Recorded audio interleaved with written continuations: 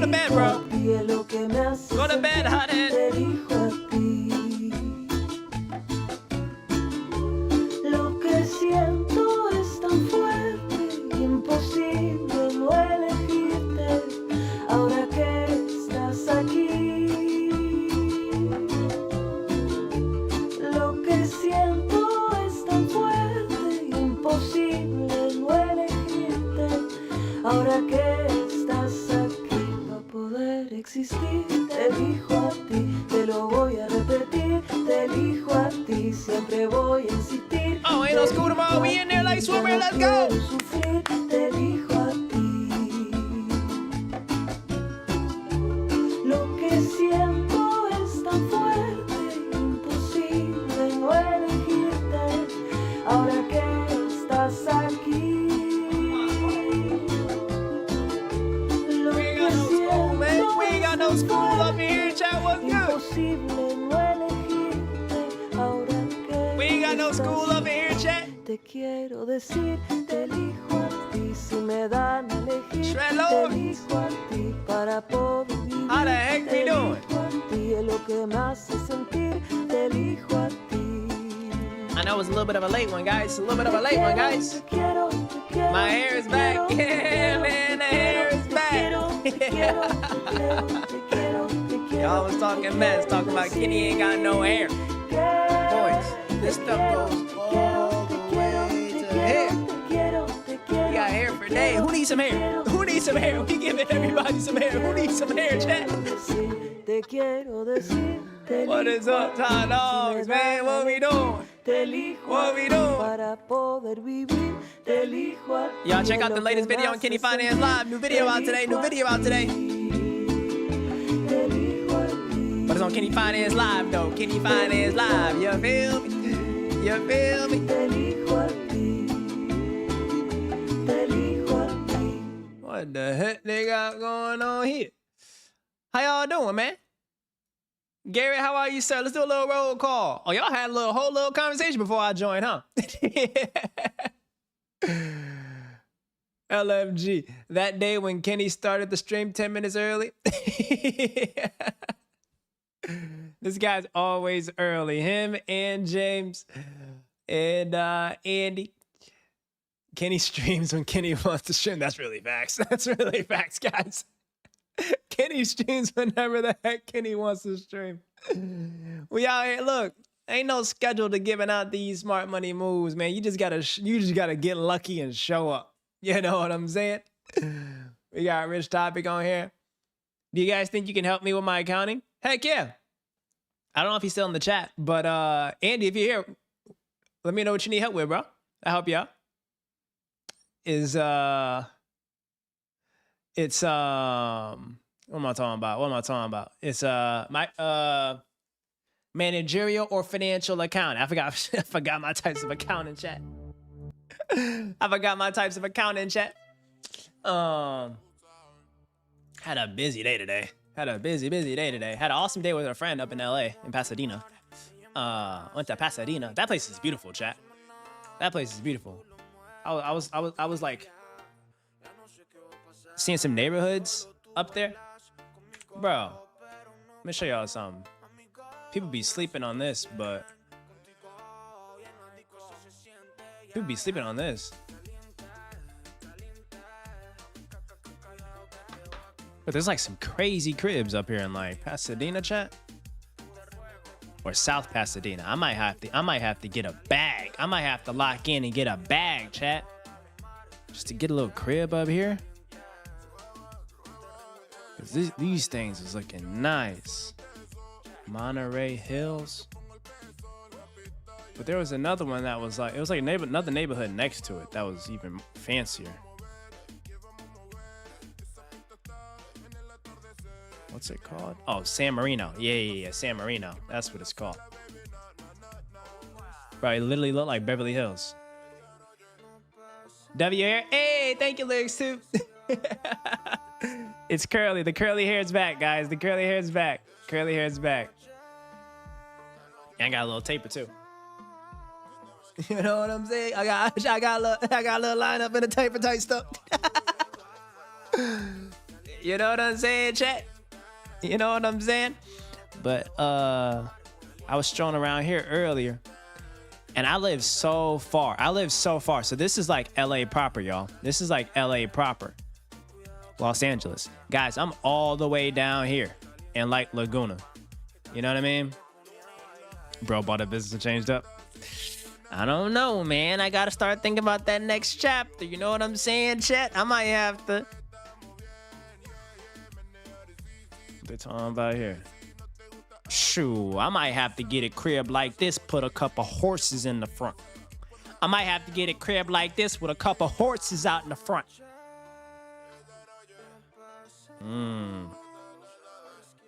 Knowing me, I'm never buying a house. I'm out here just teasing myself. Cause I'll be damned if I put, hold on. Let's lock in real quick. This house is 3,000 square foot. That's all right. That's an all right size. But look at this. 3.3 mil. What can that 3.3 mil become? Let's put that in, what was our thing?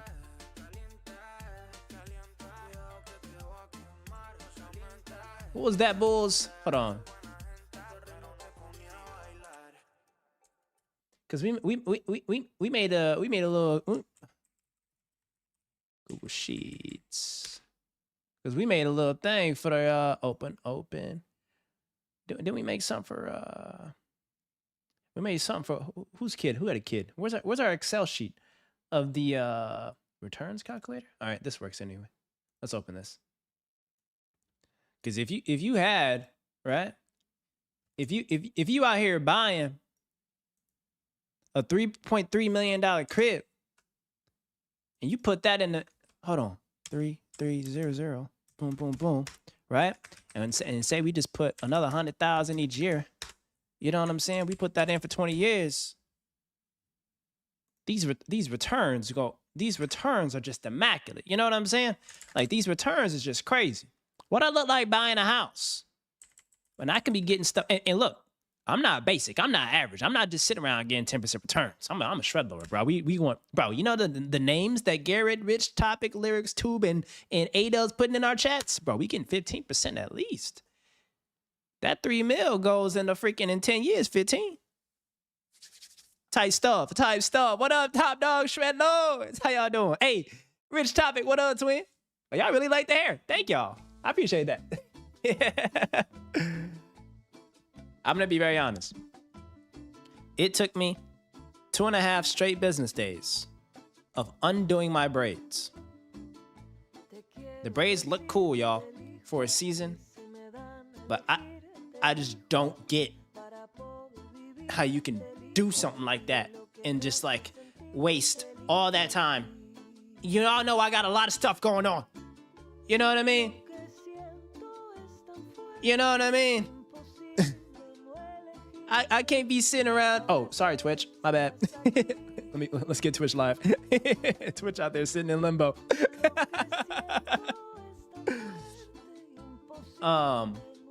Lyrics too. What you talking about? You talking about I'm just coming back from the live stream day 41. You really cooked that stream? What did I do? What was live stream day 41? All my days are starting to blur. I ain't gonna hold y'all up. My days are starting to blur. I'm starting to mix my days together, chat. I'm starting to mix my days together. Location. Yes, but the cribs were just so nice here. They were beautiful. Bro, this is something off of Scarface. This is something off of Scarface. It don't even look comfortable sitting in that thing, bro. I can't stream in this room. Bro, what I look like streaming in this room? It looks weird, mad weird in there.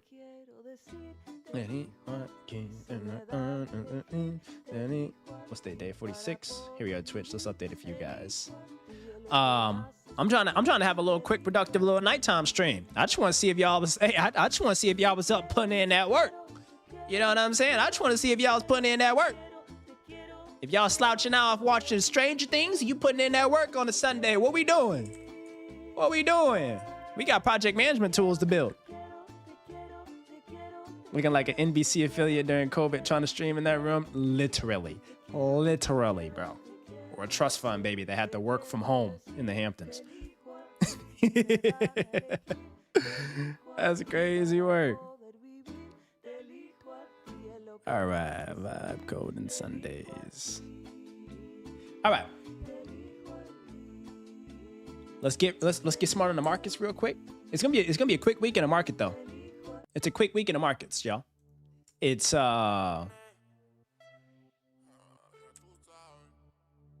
OpenClaw creator Peter Steinberger's joining OpenAI. Interesting. Huh.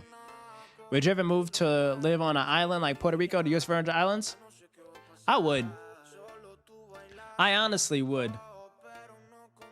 I would Puerto Rico over the U.S. Virgin Islands, just because of the vibes, things to do, culture, food, and the tax rates are incredible. Like, you guys know about the Puerto Rico tax rates? Hold on. There's two key reasons. Puerto Rico.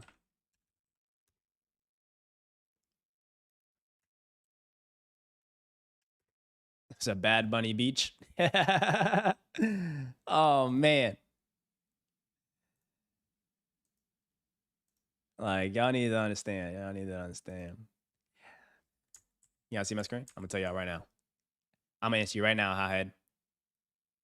Get a glimpse of this, dude. This right here is Puerto Rico. And there are three key reasons as a finance bro that I will pack my bags and move to Puerto Rico in a heartbeat. Number one, look how clean and beautiful and vibrant these beaches are. You won't, this isn't a gimmick. Whether you're there during the winter or the summer, it looks like this all the time. Next, Benito. I will support him till I die. All right. Bad Bunny is just the best. All right. And if you go to Puerto Rico, it literally is like Bad Bunny mania. All right. Everywhere. Restaurants, clubs, bars, the doctor's office, the dentist office, everybody's playing Bad Bunny. All right. It's literally, it's epic. But then as the finance guy, we got something like this here. There's no federal income tax on island sourced income. But what else is there? There is also long-term capital gains are taxed at the preferential rate of only 15%. All right. The taxes here is such a cheat code. It's such a cheat code. Kind of an expensive sales tax, but chat, I still think it's a ball game and it's a play. Puerto Rico's residents typically don't pay U.S. income taxes on income sourced to the island. So if you make income anywhere, but then you bring it to the island, that is not subject to federal income tax, which can be pretty expensive. So lock in, chat. Lock in. Lock in, shred lords. So that's the first reason there. That's the first reason. Now, what's happening here? Why is our U.S. 10-year going down 1.5%? Cool Wavy, what up, top dog, shred lord? How you doing, legend? Hope you're doing well, my man. Hope you're doing well. Hey, Dr. Sunway, what up, top dog? I think it's a big week for crypto, actually. Hold on. How did your hair just grow? Dude. This hair, it's so long. It's so long, guys. And it's a lot going on. It's a lot going on. This hair is crazy long. It was in braids before, guys. It was in braids. Ugh. This is brutal. Over the 5-year period, Bitcoin is only going up 22%. Yeah. Compare that to this. ¿Cómo se dice chalked? Hey, ¿cómo se dice chalked? What they talking about? Top dog, shred lord. What's good? Hey, man. Another day, another blessing, bro. I'm feeling real good, man. Feeling real good. I spent the day in LA. I got some good admin done. What else we got going on? I talked to my little brother today. He's doing good. He's in good spirits. The fam's doing good. Overall, everything's smooth, bro. I'm just mentally prepping for like a crazy week. It's about to be a crazy week this week. I'm shooting a big video tomorrow. I'm gonna give you guys a preview. Don't tell anybody. But when you see it come out, you guys gotta click it. It's 5 boring businesses you can start at Home Depot. That's a banger idea, right? What do you think about that idea? Be honest. 5 boring businesses you can start at Home Depot. W idea? And it's gonna be part of a series. It's gonna be part of a series to where the next one's gonna be like 5 boring businesses you can start at Dollar Tree. And I just showcase how like, I wanna make it as like applicable as possible, right? Because oftentimes like people are in the comments like, how can I go buy a $2 million parking lot? And I'm like, all right, get your money up.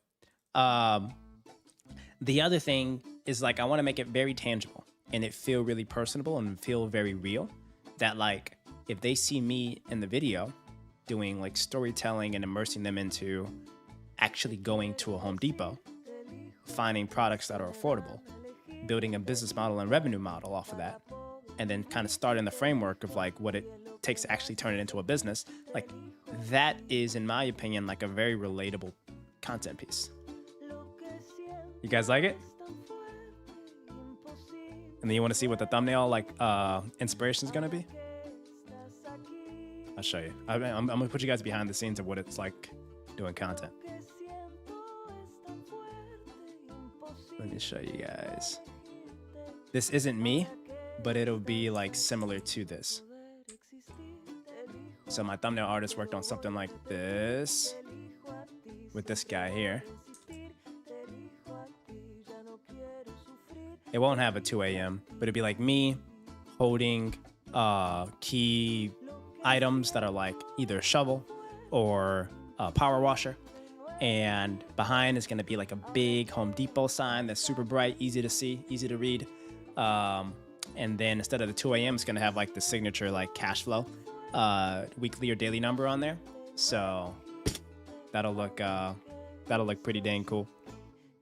But it's part of a series we're testing out. We're testing out what the series could look like. Yeah, that's exactly what I wanted to do. Is I wanted to tackle this first quarter audience. This first quarter audience is the folks that are kind of like very obsessed with their goals, hyper focused on trying to build something in this first half of the year, but also they are also like a lot of folks are struggling or frustrated with their jobs right now, right? And if they watch something that's relatable, that kind of gives them an escape, whether it's like a business, a startup idea. But on top of that, it's also like down the street from them. I think they would resonate with that. Because it's like, there's like a fun fact that like,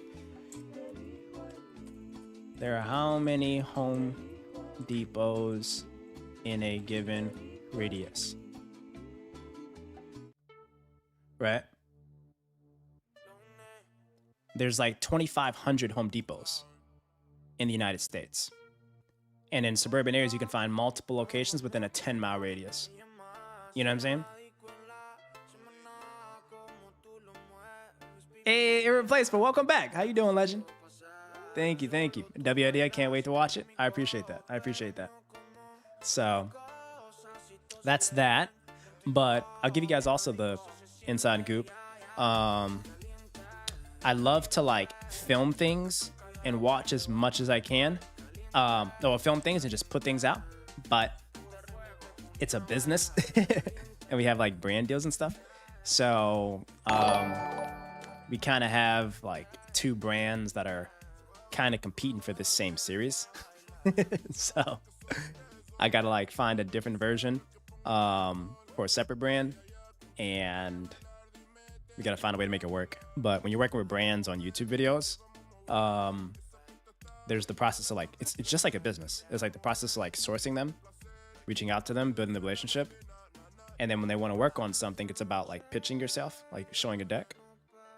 And then when it comes to like production, like I have to like send them a script of what I'm going to say about their business and what they offer. And they have to review that and they got to approve it. And for my niche, oftentimes they're big finance businesses, software companies, big banks. And it's great for me because they pay a bag, but finance firms have a lot of regulatory scrutiny. Like one of the videos that I put out last year that was branded, there was like 2 weeks of straight comments on the disclaimers that were shown on the screen for their disclaimers, just because that they were a bank. You know, so like all that back and forth can be super annoying. So it makes, you know, it gets to be frustrating sometimes when like brands are the bottleneck, but currently I'm the bottleneck. Brands aren't the bottleneck, but this one is really me. I be having too much fun on these dang streams, man. Nah, but the and then what's the other brand? Not the brand. I can't share the brands, but what's the other topic that we had? Here, I'll show this. We have this. So that's that one. Then there was also, yeah, I want to give you guys as much behind the scenes as possible, because if you guys ever want to do this, I want you guys to have exactly what you need. Anybody have questions on that stuff? Like, I want to make sure, like, if you all ever want to do this, you can do exactly what I'm doing and not have to start from scratch. You can just pick up where I left off. You know what I'm saying? You know what I'm saying? All right, let me pull up Notion. Because there's like another really good series. I'll share it with you guys. I don't mind sharing it. You guys are the early adopters and early supporters anyway. I don't mind sharing it with y'all.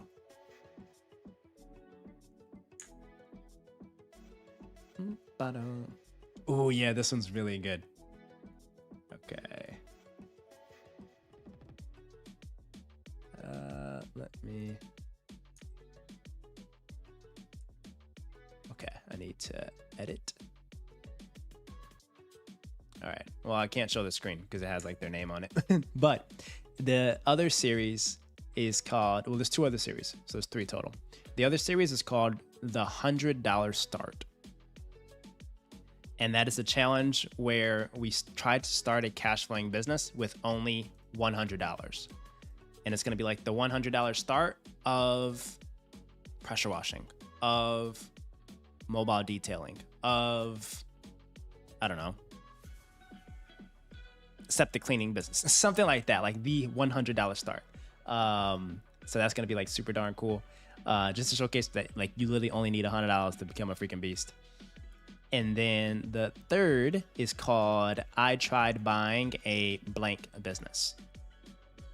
So that's gonna be like an IRL series where we dive kind of like into, I don't know if there's like the private equity folks in the chat today, but like in private equity, you when you go buy a business, we typically do site visits during diligence, right? So site visits are like going to the actual headquarters or manufacturing facilities or plants to like literally like tour, check out the equipment, see how like the product is made from raw materials to finished goods, meet with the management teams.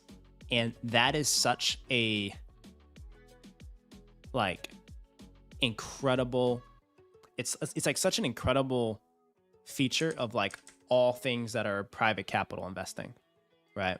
Like every private equity investor does a site visit. So why is it that, like, why shouldn't I have a bunch of site visits on my YouTube channel? You know what I'm saying? Like a sample of a site visit is the crime scene cleanup business that I did. I don't know if I showed you guys that video, but the crime scene cleanup business video that I did, that was a site visit. I went to the headquarters. I met with the guy, Armand, who owns Bio One. He showed me around the facilities. He showed me the equipment that he used.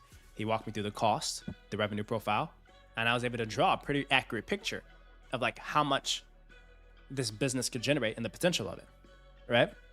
So I love that video. I don't think I packaged it the right way. I think I needed to package it within a series. But then I think if I package it in a really nice way in a good series, I think it could do really well. To where like when you go across the catalog of my videos, you can see like, oh, here's the I Tried Buying series, and there's like a bunch of other ones. The $100 idea is good. Yeah, the $100 idea one, it's easier. It's simple. You know what I mean? But you feel like the site visit one needs a simpler explanation, easier way to sell it. I feel you. Oh my gosh, that's dark. The crime scene cleanup business. It's a real essential thing, bro. It's a real service. Every time there's crime scenes, there needs to have one. And these are cash flowing businesses. And these things have crazy pricing. You would love to get that inside Irreplaceable. The site visits are awesome. It's just like, it's cool because it's like, you'll kind of be on the site visit with me at the businesses that we're looking at, that we're featuring on the channel, and that we are potentially investing in, right? Because like all these businesses that I would bring on the main channel for like the site visit, it would actually be theoretically like a business I would kind of want to acquire as well. So like as I'm doing sourcing, part of my sourcing wedge, and here's even more inside baseball, is like I go to these owners and I'm like, hey, I want to make a free marketing video for you to my fan base of 10 people, right? Or however many people we got, right? I want to make a free YouTube video for you as free marketing. And they're like, I would love that. You know what I mean? I would love that. But the catch is, I'm just using that to kind of like, one, make a banger YouTube video, but then also I can like build a really good relationship over the course of like filming that video, preparing for it, going to the site visit, putting it out, doing a follow-up with them, you know? And then once they kind of like get in the mix and work with me, they start to realize like, wow, you know a lot about our business. Like you're very intentional around our business, you know? You guys really like that one? I'm glad you guys like that. I really appreciate that. That one was super exciting. You know who filmed the video? Like actually held the camera? It was Eric. Eric actually held the camera for that video. I didn't have like a professional videographer or anything. I had Eric just holding it. So if it's a little wobbly, blame him. But outside of that one, the next one that was a banger video that I really liked was the fast food one. That one was like incredibly well produced. Like that was just like, that was insane. Let's watch a little segment of that together, actually. I think people were sleeping on this one. I think people were sleeping on that. Let's go to my fast food one. Where is it? Here it is.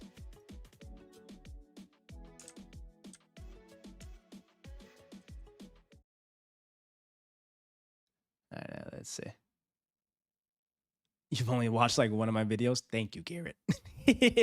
What's up, legend? We are here in Los Angeles, and we are on the hunt for the tastiest and most... Wait. We gotta make this 4K. First and foremost, we gotta make this 4K, twin. We gotta make this 4K, twin. What are they talking about? We gotta make this 4K, twin. I like my own video. Hey, if anybody gonna support me, it's definitely gonna be me. Hey, watch this, y'all. Watch this. This one kind of banger. What's up, legend? We are here in Los Angeles, and we are on the hunt for the tastiest and most profitable fast food franchise in America. Now, I found 5. I ain't got no internet? Hey, chat, ain't no way. Hold on, where my gigabit at? Oh, you can't see. Oh, okay, my bad. What's up, legend? We are here in Los Angeles, and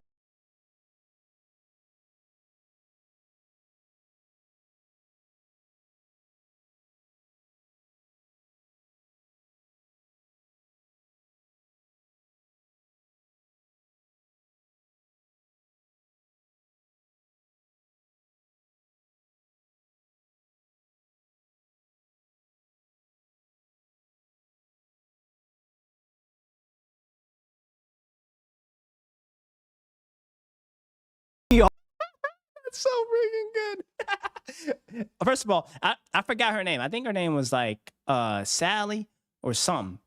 I forgot who her name is. Not who her, bro, English. I forgot what her name is. But she is one of the nicest humans I've ever met. And granted, I only spent 2 minutes of my life with her, but she was so kind. She was so kind, you know? And she was just like, hey, are you recording a YouTube video? And I was like, yeah. I was like, do you mind if I literally just like ask you a quick question? Can I like get behind the cash register and say a quick intro? And she's like, yeah, of course. Usually people are like buttheads about filming and all that. She was so kind. W, you know? W. She was so freaking dope. God bless her. God bless her. So that was super cool. But then y'all out here sleeping on this other one though. Y'all are sleeping on this. Let me get y'all hit real quick. Y'all, first of all, dang, I was pumping out videos last year. Jesus. This one here. Y'all don't know nothing about this. This video here. This is one of them ones. This is one of them ones. After my team built this, I was like, you know what? Y'all some dogs. You know what? Y'all some dogs. This video, it's easily one of the most like, wow, I have like 15 different hairstyles. This is crazy. But this is all right, I'm gonna shut up. Just watch this. This is insane. You have $100 million cars driving 200 plus miles an hour for teams that are getting billion-dollar valuations, all for a team that is blowing more than $30,000 per second of a race. Ladies and gentlemen, this is the business of the most expensive sport in the entire world. This is the business of Formula One.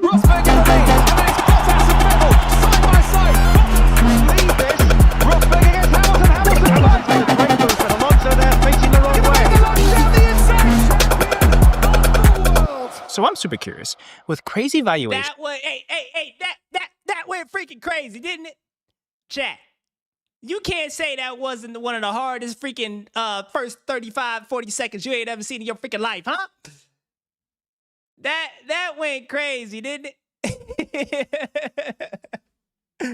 That's my team, dog. That's my team. That was massive. Yeah, he got you hyped, man.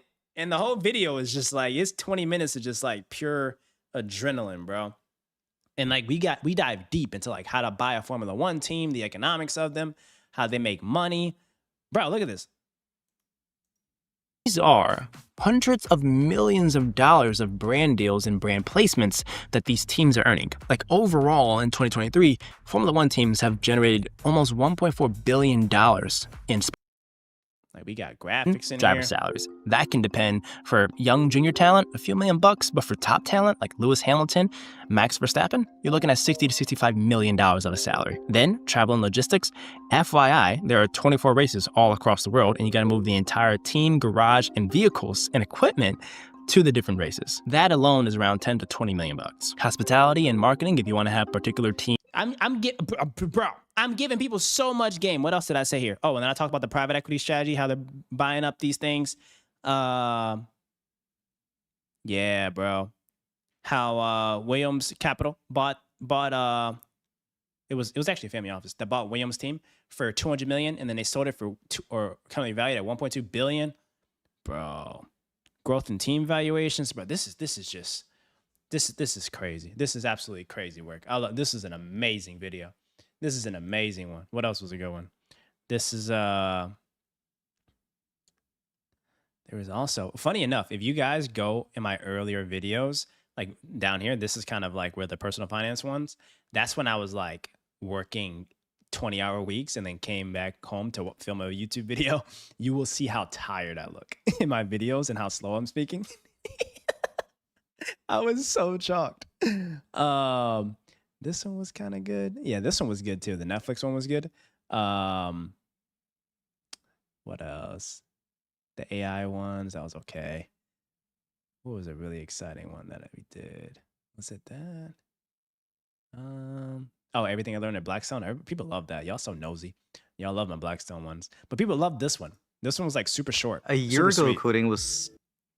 It was a short and sweet video. It literally took me 10 minutes to film it, but then they edited it. But they like this one. They went crazy with the intros again with this one here. What's up, legend? We are here in Los Angeles, and I just found a parking garage for sale doing $100,000 per month. Now, I didn't believe it. I was like, how the heck from just simply parking cars is this thing making $100,000 per month? And it wasn't until I found out that they have 5 different revenue streams from this one parking garage. So me and you are going to find every single piece of revenue that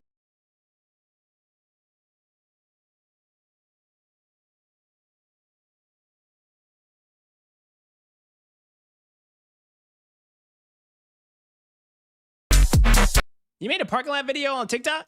Hey, Garrett's TikTok famous. All right, I gotta stop. I gotta stop. You know, I can't be giving away too many details about my cool videos. But we about to have some stuff coming out soon, y'all. About to have stuff, but more like second quarter. Officially second quarter. These kind of vids are coming back, and they gonna look good. They gonna look so good. They gonna look so freaking good. But the one that we're filming tomorrow, the only thing is the weather sucks, so I might just have to film the in-store segment tomorrow. Is going to be the 5 boring businesses you can start at Home Depot. And I like it because it's like a repeatable format, you know? And if you want like a cheat code, here's a cheat code. Do something like this. You tell Gemini, you're like, I'm trying to start a YouTube series called 5 Boring Businesses You Can Start at Home Depot. And then here's the cheat code. Think as if you're Patty Galloway, if you know, you know, and give me ideas of how to make this a repeatable format, i.e., other stores like Home Depot that allow for viewers to tangibly relate and actionably go start a cash flowing business. Keep the same format of 5 boring businesses you can start at, and then XYZ. Give me 10 ideas, right? So then right there, I got Gemini giving me 10 ideas. Here we go. 5 boring businesses you can start at Home Depot, Lowe's, AutoZone, Sherwin-Williams, Walmart, Petco, Staples, Tractor Supply, IKEA, Costco, right? Like these are all banger ideas. You know what I'm saying? Actually, let me copy and paste this for the Shred Lords. I need this. Let me put this in my Notion real quick. I'm gonna put that in my Notion. Slide that over there for the top dog Shred Lords real quick. You know? You know what I'm saying? You know what I'm saying? Anyway, I was supposed to talk about what's happening in the markets. And then we're supposed to build a project management tool. Y'all have some questions for me. How do you get brand deals? Do they usually reach out to you or the other way around? So a lot of brands reach out to me, and I decline them because they either like can't afford me, or I don't like the product, or it feels kind of spammy and scammy. Like some brands literally just like blast email every creator on YouTube. They don't personalize their email or anything. They're just like, hi, comma, we are a great AI brand trying to do boom, boom, boom. I don't like that. I like the people that actually take the time to like watch my content and understand my audience and see if there's a logical fit. So that's that. The second way is through an agent. So I have an awesome team that sends me brand deals, and they just take a cut of whatever the brand deal value is. But they have relationships with marketing teams across like some pretty big businesses. So a lot of the brand deals I've been able to do came from some of the agents that represent me. And then the third is me going directly and reaching out to like the CEO of a company or the chief marketing officer or head of integrations at a marketing business. So a really good example of like that, actually, guys, I can show you right now, is we're going to do a segment today on Monday.com. Not sponsored. But I'm going to compare Monday.com versus Asana, right? And try to actually tangibly build a tool. And this exactly is about to answer your question, irreplaceable. So like I'm trying to build a tool, guys, to help enable project management for our company we're acquiring. And I need like all these things kind of sound and look the same, right? Like Asana looks very similar to freaking Monday.com. Like they all seem like they do the same stuff. Workflow management, like all this jazz. I feel like they're all doing the same thing, you know? But pricing wise, right? $20 a seat, and I'm probably going to have 10 employees using it. That's pretty expensive. Or I can literally just go to LinkedIn and do monday.com marketing YouTube LinkedIn to figure out who is running their YouTube integrations, right? And that right there, it's probably monday.com head of brand integrations. So if you guys, when you want to be creators, you can do this, right? And it turns out that Yale Miller in Tel Aviv, this person seems to be the person that runs a lot of their YouTube stuff, right?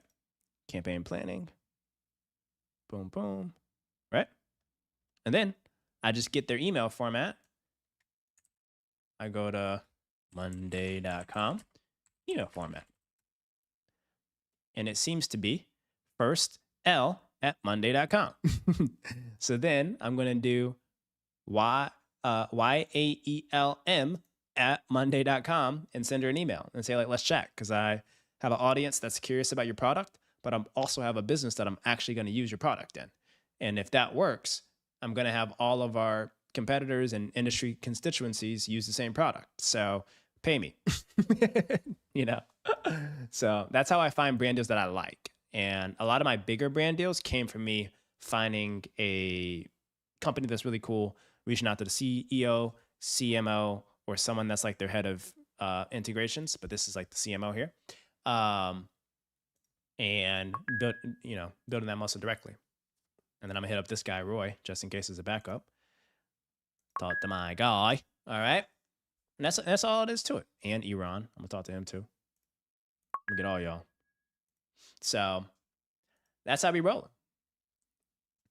Never heard of these sites? Hey, hey, look. If you ain't in the mix, you're out the mix. You gotta tap in, and you get tapped out. You feel me? You feel me? What these folks talking about? What y'all want to connect? Who is this? I don't know this person. I'm not connecting. I've ignored all these connection requests. So sorry. So what's happening in the markets? What's happening in the world? What's my? I gotta get smarter real quick. Hold on. Where my Cafecito vibes at?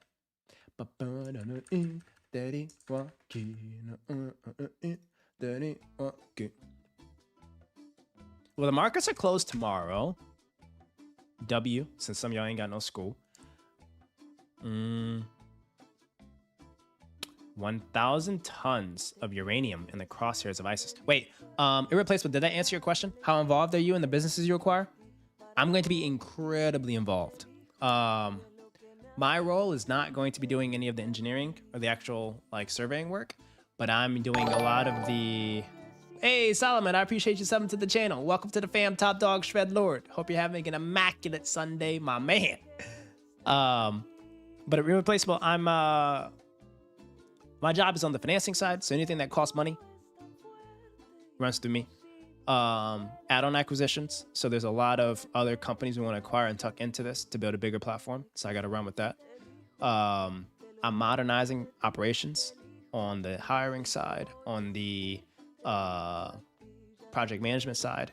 So like building out these tools, figuring out ways to use AI for that.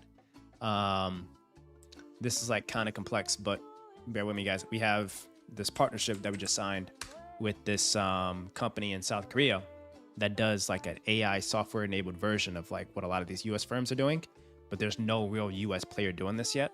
So we're going to white label a partnership with them to bring their service to the US market.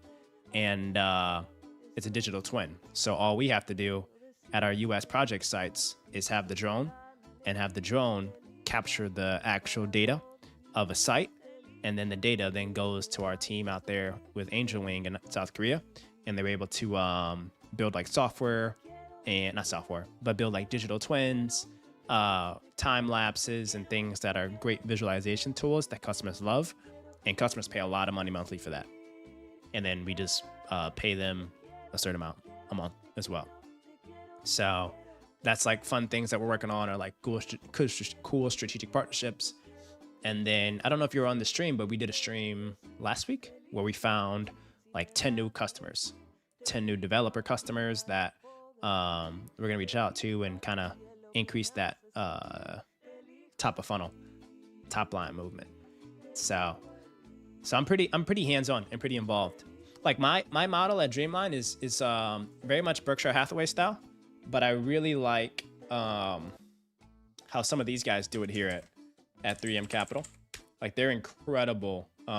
Is there 3M Capital?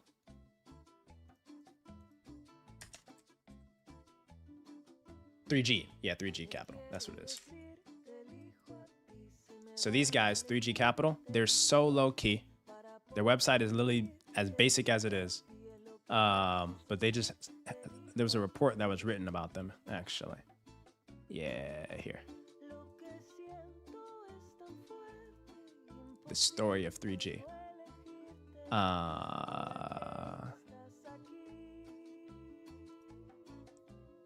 Here it is. The story of 3G involves Roger Federer, Sam Walton, and Warren Buffett.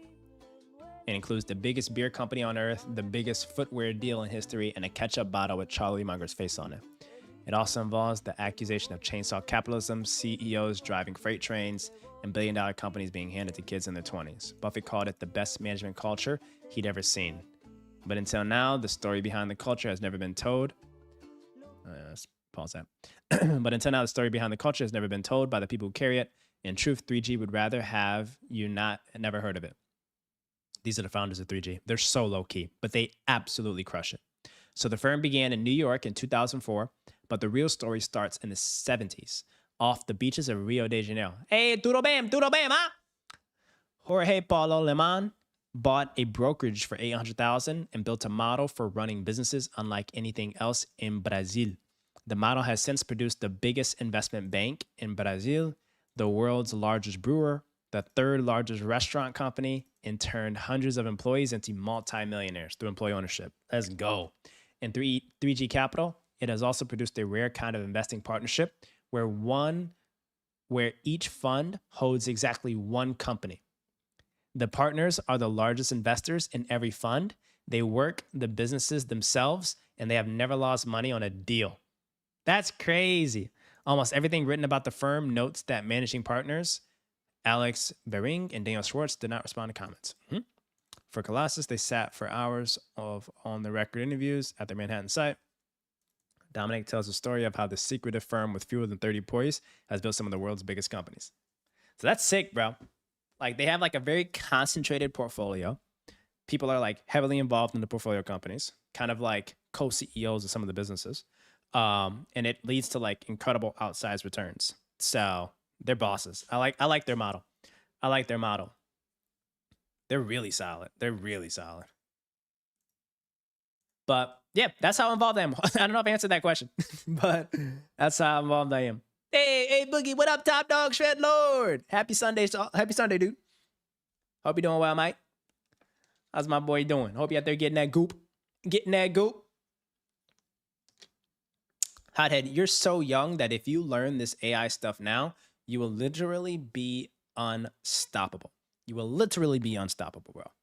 Like anybody that's like young here in the chat, like if you just take the time to like learn everything there is to learn about AI, businesses, different business models, markets, truly understand the art of compounding, the art of buying boring businesses, like that type of stuff is elite, bro.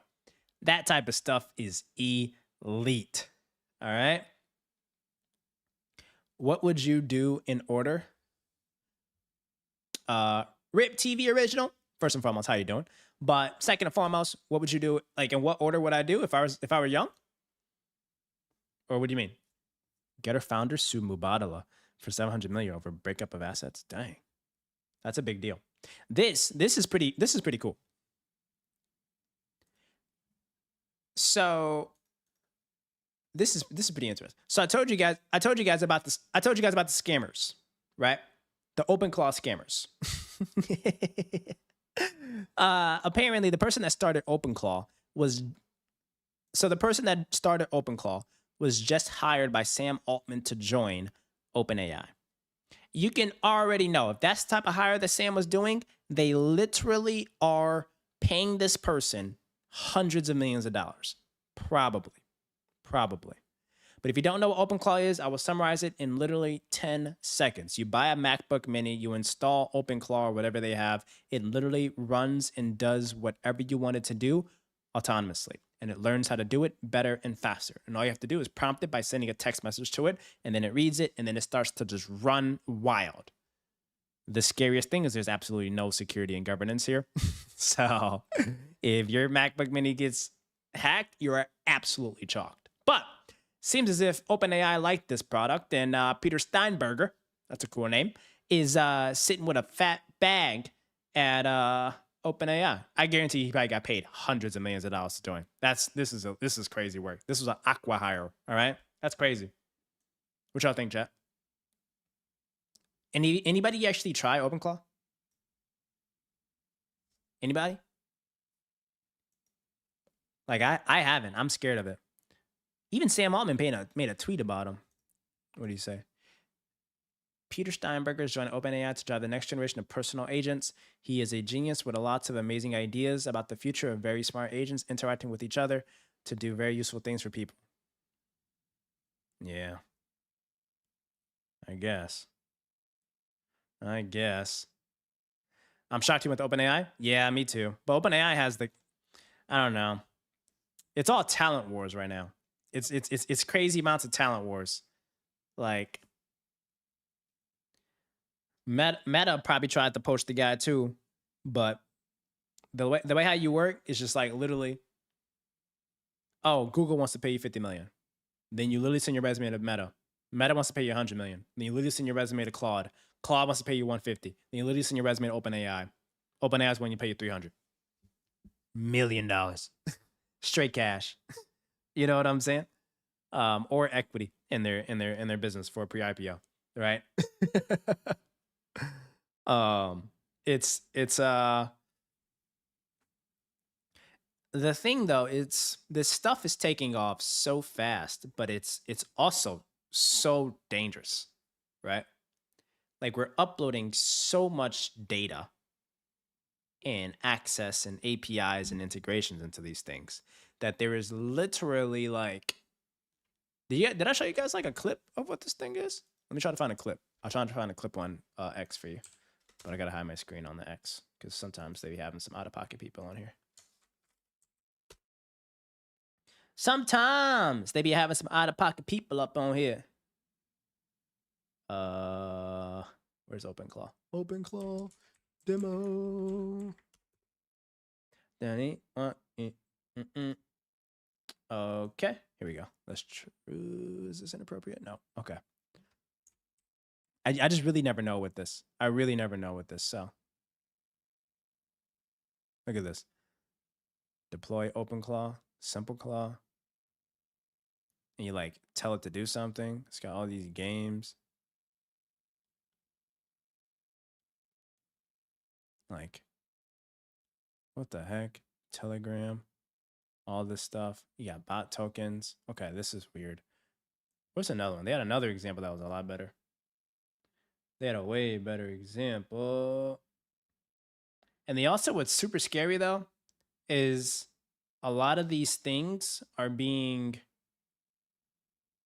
well, you know what? I don't even want to talk about this topic because it's going to get y'all excited about it and want to dive into it. All I would say is there are a lot of people that are making templates or tools for OpenClaw because it's an open source thing. So a lot of what you see on social media is actually, hey, I just made $10,000 in my sleep because I have 50 OpenClaw employees running my business for me. If you want this same setup, click the link and download my template. They're likely going to charge you for it, or it's going to be free. But the key is those are very dangerous links, right? Because it is complete scams of like bad templates that someone just made overnight, or they could be affiliated with larger malware networks. And keep in mind, these things are incredibly sophisticated. These are billion-dollar industries. So they are as sophisticated as a software company, right? To where if you download something and input it onto like your local MacBook Mini server, they could have a certain bug on there to where whenever you have your OpenClaw APIs connected to like your bank accounts, and it's buying things for you and it's scheduling things for you. It can do all types of just like malicious things. And that's a worst case scenario, but that stuff is like very feasible, very possible.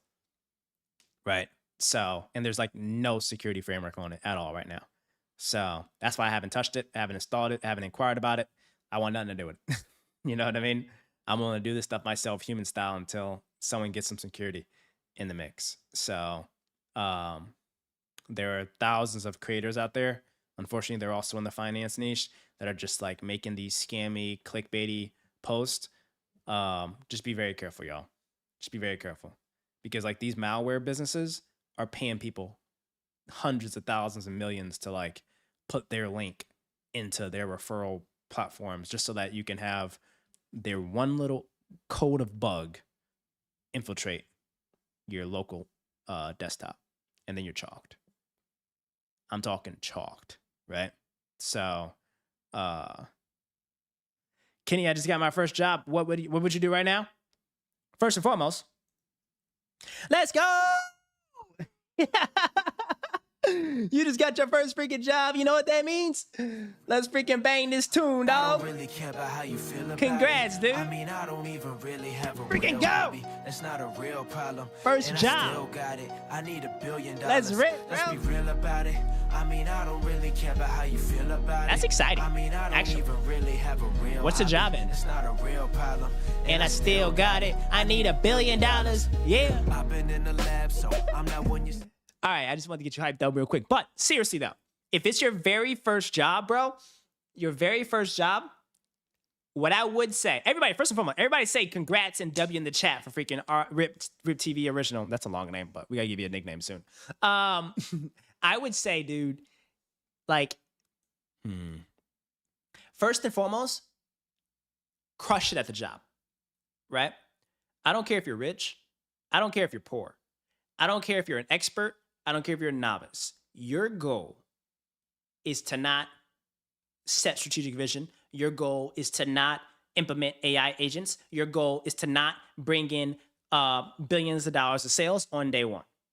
Your goal is to learn everything you can about the role that you're assigned, your responsibilities, and the team immediately in the first week. All right? That's what you immediately have to do. Lock in and understand everything there is to know about the team, your title, your responsibilities, and what makes you successful. Literally, when you sit down with the team, I don't know what the job is, sit down with your manager and be like, what do you envision as a successful first year for me? Right? What is a successful first year for me? Okay? And have that be your benchmark. And absolutely wake up every single day, crush it. What they expected you to get done in 1 year, bro, get it done in a moment. Get it done in a quarter. Get it done in half a year. You know what I'm saying? Let them know that you are easily the most cracked hire they've ever made in their entire life. All right? That's what's key. Don't try to go in there with these grand ideas and super cool vision trying to change the organization, and don't bring no politics into the workplace. You come in early, FIFO. First in, FILO. First in, last out. Almost messed up. FIFO. That's a whole bad setup. But FILO. First in, last out. Take notes on everything. If there is any person at all that walks into that office, that does anything for that office, whether they're a partner or they're a janitor, whether they are literally the CEO or the front desk guy or gal, you treat them with respect. You say hi to them with their first names, and you are the most friendly, likable, kind, respectful, and humble person there. All right? They need to see you at your desk or at your station, if it's like a fast food thing, whatever. They need to see you glued to your station and space, absolutely cranking. And they're like, OMG, go home. And you're like, I can't. I'm just addicted to this. I love what we're doing. I'm trying to get better. I'm trying to get smarter. I just want to stay 10 more minutes to just learn this new thing. All right? That's what's key. That is what's key. I don't care literally what the job is. If you are literally frying frozen French fries for McDonald's, you need to be literally the greatest French fry fryer in the entire Western Hemisphere. Flat out. If your first job is you doing sales, you need to make sure that you truly understand the art of selling. All right? If your job's in investment banking or private equity, you just gotta freaking lock in. All right. So I don't care what, I don't even know what the job is, but like, give me context on the job. I can give you more practical stuff. But when it comes to just like simple things, be a freaking beast. First in, last out, be super humble, be kind to every single person. There is no emotion of irritation or laziness or anything. They should think of you as the most personable tank that they've ever hired in the company's entire history. You love what you do. You're great at what you do. And then after 1 year, mate, after 1 year, I want you to give them a presentation that outlines your contributions to the organization and the business over the last year and how you have directly contributed to an increase in either business performance, franchise performance, sales performance, whatever that might be. And then you say, given that my contributions have led to a positive outcome for our business, I would love to explore a potential raise for first quarter 2027, right? And then with that raise, this is where things kick into crazy high motion, right? Then with that raise, I don't want you inflating your living expenses. Now that you go from $10 an hour to 15, that doesn't mean you go from freaking Nikes to Bottegas, right? You keep the same living expenses, but your earnings potential increase. That delta, that gives you more time in dollars to put into investing. And for you, if you're super busy, buy VOO, the index funds. You have no time to be doing all that other extra stuff.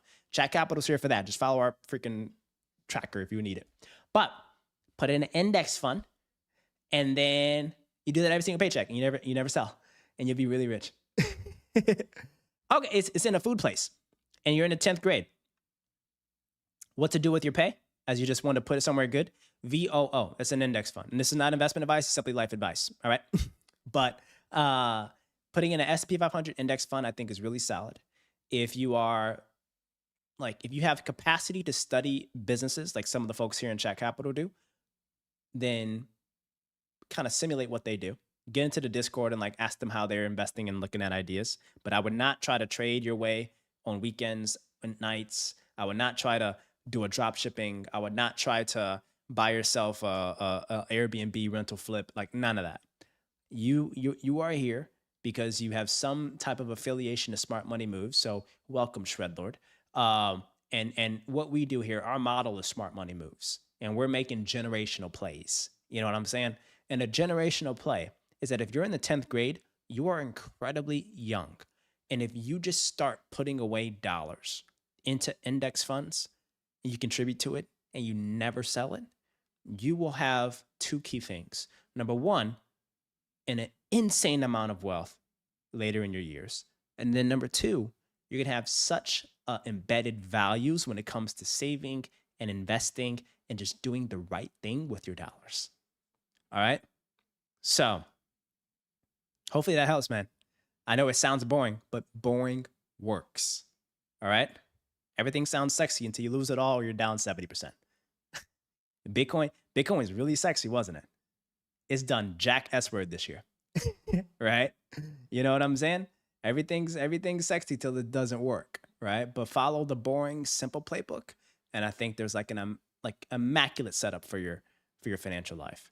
But if Kenny Finance had to work at a fast food place, if Kenny Finance had to work at a fast food place, one, I would love it because it forces me to be social, either with coworkers or it will be it would either have to be with coworkers or customer facing. Hey, y'all better not have me be the ones answering the freaking McDonald's drive-thrus. All right, y'all better not have me making the calls when you guys are at the McDonald's or Chick-fil-A drive-thru. I would crush that. All right, first and foremost, my screen's not even showing. I'm out here showing you guys crazy stuff. Okay, here. Amazon. Yeah, I got to show you this book, bro. You got to get this book right here. Get this book called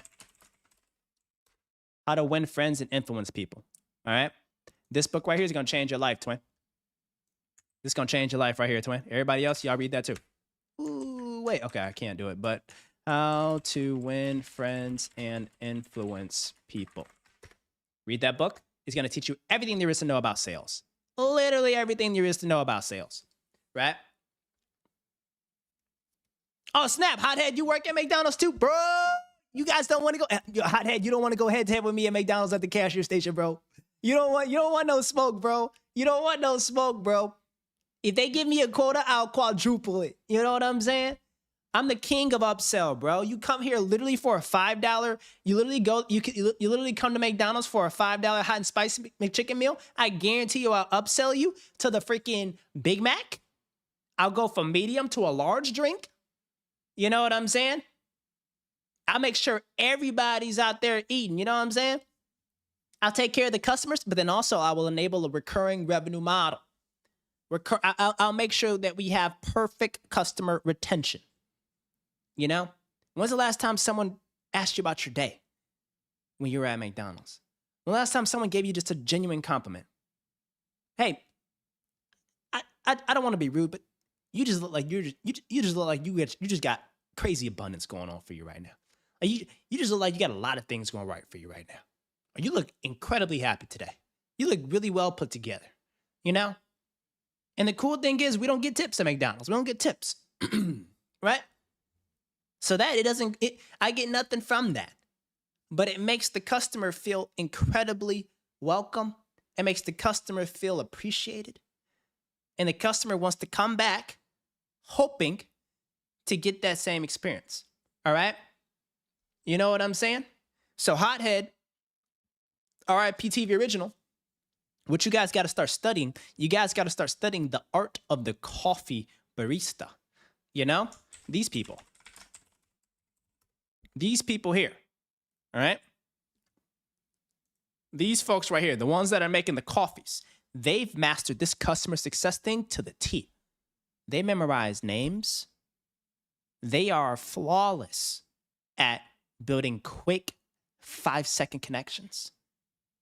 They build such a connection with people that like every time they go back, they want to make sure that they get the same barista that made the same, matcha or espresso, right? Little things like that. I go to this specific place in Orange County to get my matcha. Why? Because of the worker there named OJ. She's one of the kindest people. What does she do? She wished me a good day. She complimented me on my braids one day. You know, we had a genuine conversation about like life and business one day. It's just like little things like that compound over time. So whatever product it is that your restaurant is selling, you know, Hothead's out here selling burgers. All right. So that's a clear thing there. So make sure that when you're working on the actual food production line, you have the same standard of excellence so that when customers see you and they engage with you, they get the same quality product. You know what I'm saying? If you're making a drink for them, make sure you put the same level of effort in every single drink you make for them. Especially if it's something like a coffee or a matcha or something in the morning. That stuff, it matters a lot to people in the mornings. You know what I'm saying? And it's also the little things too, guys, like how neat the bag is folded after you're done putting the food in the bag. How the nuggets are organized when you put them in a little container. How many extra ketchups, salt and peppers, and honey mustards you put in the bag, and then how neatly you fold it. It's the little things like that. Don't give me no bundled up bag. You know what I'm saying? Put some effort into how much time and how much energy does it take for you to put the little marginal effort, the little tiny marginal effort to ensure that someone is convenienced and has a positive experience with your work product. And that goes for everything. That goes for Richard and his pet grooming. That goes for Rich Topic and his subcontracting. That goes for Edwin if you were to actually buy that trash bin cleaning business. It goes for Boogie and his deals and his billion-dollar companies. This goes for all that. You know what I'm saying? It goes for Cool Webby and his billion-dollar hedge fund in West Palm Beach. You know what I'm saying? It's just like first impressions are lasting impressions. But you also never know the power and the impact of intentionality of what that could have on somebody else. And if you guys just want to study that, read that book, How to Win Friends and Influence People. But then also like just study the art of like some really good local family-owned baristas. Like they've cracked the code incredibly well. They've cracked the code incredibly well. Nah, yeah, man. I've been in a few streams and you're definitely an important channel. You would definitely blow up. Oh, Snap, I appreciate that, dude. Thank you so much, man. I appreciate that. I hope so one day, but even if we don't, bro, God's still good and I'm still blessed and having a bunch of fun with this. So as long as you guys are eating off of this and learning, that's all that matters, all right?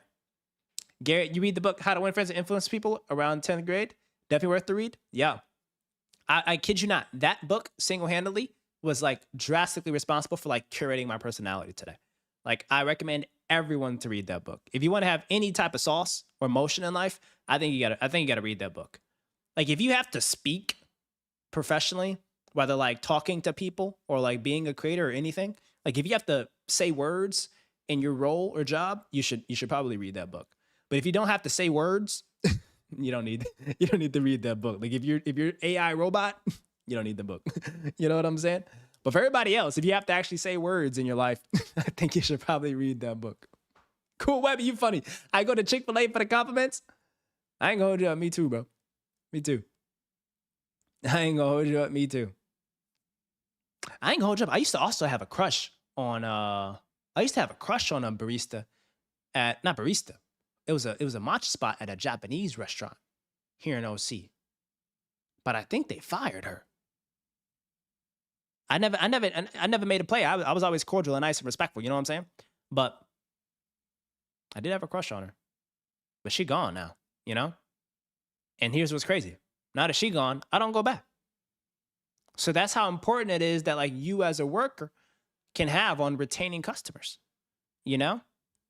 So yeah, I have OCD, so I always have my stuff neat when making people's order. Hothead, that's what I'm talking about, bro.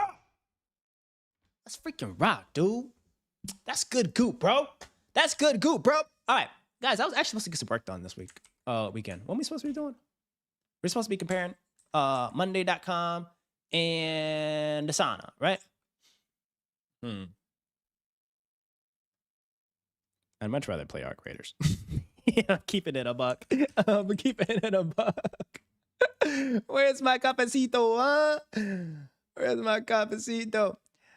Yeah, bro, don't even talk about this, Cole Webby. Bro, I've missed so many shots. I'm so bad at reading the room, bro.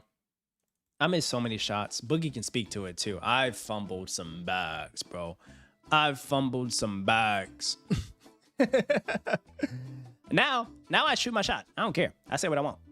Ain't no consequences, you know what I mean? Danny, oh,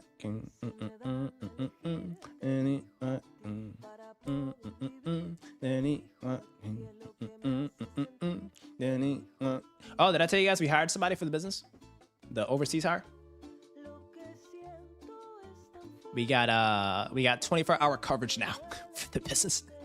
That was crazy. The first order of business that I did was, hey guys, we need to hire somebody overseas so that when y'all are asleep, someone else is working. Bro, I gotta ease into this because they don't know what they signing up for. We taking this ship to the moon. My goal is literally to 10x this business.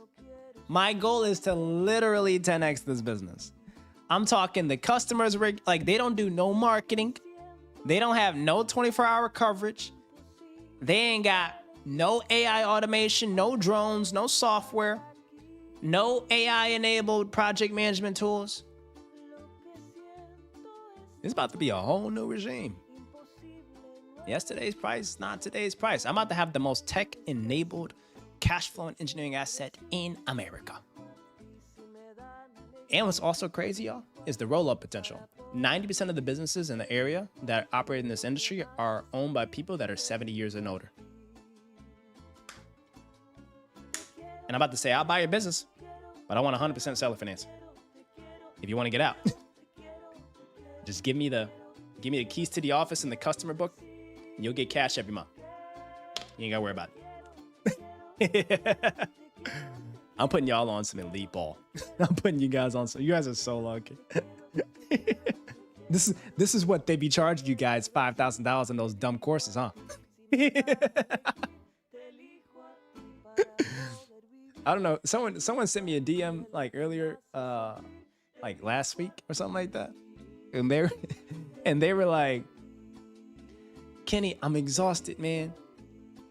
I paid $5,000 for a mentorship, $10,000 for a course. I got scammed twice and it absolutely led nowhere. And then I texted him, join the live stream. He never responded. So he sounds like a guppy that deserved to be scammed. That means he wasn't willing to go the extra mile, man. He just wanted to throw dollars at problems instead of creatively problem solve. Hothead, what? Cat alone, not right now, babes. Hold on. We got a crisis. Huh? Hothead, you did what? How do you even have $500? Bro, you're in high school or middle school, one of those. You paid $500 for a course? Never.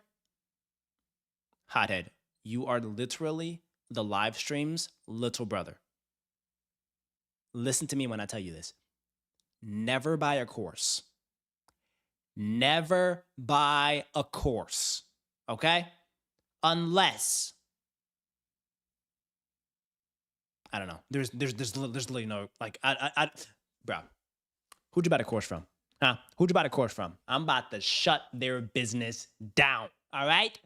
And you use your grandma's money? Bro, come on. You can't be spending grandma Hothead's money like that, dog. If you have a question on anything, you come to me. You come to chat. You get in the Discord. All right? We are going to educate you and give you all of the free resources and guidance of whatever it is you're trying to solve for. Do not be out here buying these courses. If you have, Hothead, I'm about to ban you for 5 months. It was a drop shipping course? Oh, God. Garrett, talk to him real quick, man. Garrett, talk to him, bro. This is crazy. When that stuff was blowing up, yeah, bro. Dude, Hothead. I care for you because you're the stream's little bro, all right? Listen to me, man. There's no such thing as fast money. No such thing. There is no such thing as a get rich quick because it will quickly bite you in the butt eventually down the road, all right? So when it comes to trading, drop shipping, all this other stuff, like it sounds sexy, it sounds cool, but bro, don't fall for it, all right? There's a reason why Warren Buffett never sold a course. There's a reason why Warren Buffett says that everyday people should just buy index funds, right? It's just, bro. I'm going to wage war against drop shippers just because they tried to come after our dog. I'm literally going to wage war against the drop shippers just because they picked on Lil Bro. Just because they picked on Lil Bro. If I ever see a drop shipper, they're down on sight. All right? Ain't about to be messing with Lil Bro's grandma's money. Hothead, I can teach you how to build anything in business on stream. And I have full conviction in myself. I can teach you anything you want to know about business. Anything. And if I can't, somebody in stream can. Somebody in stream can. If I can't, definitely Garrett can. You know what I'm saying? Or A-Dub, one of them. Somebody out here can. Somebody can. All right, so have anybody used any of these things? Are we going to be learning together?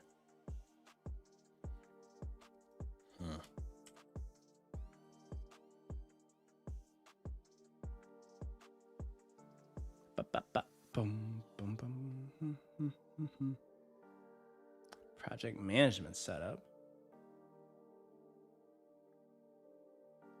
I need to figure out, there's this. We need a tutorial. I'm trying to find a tutorial for construction business.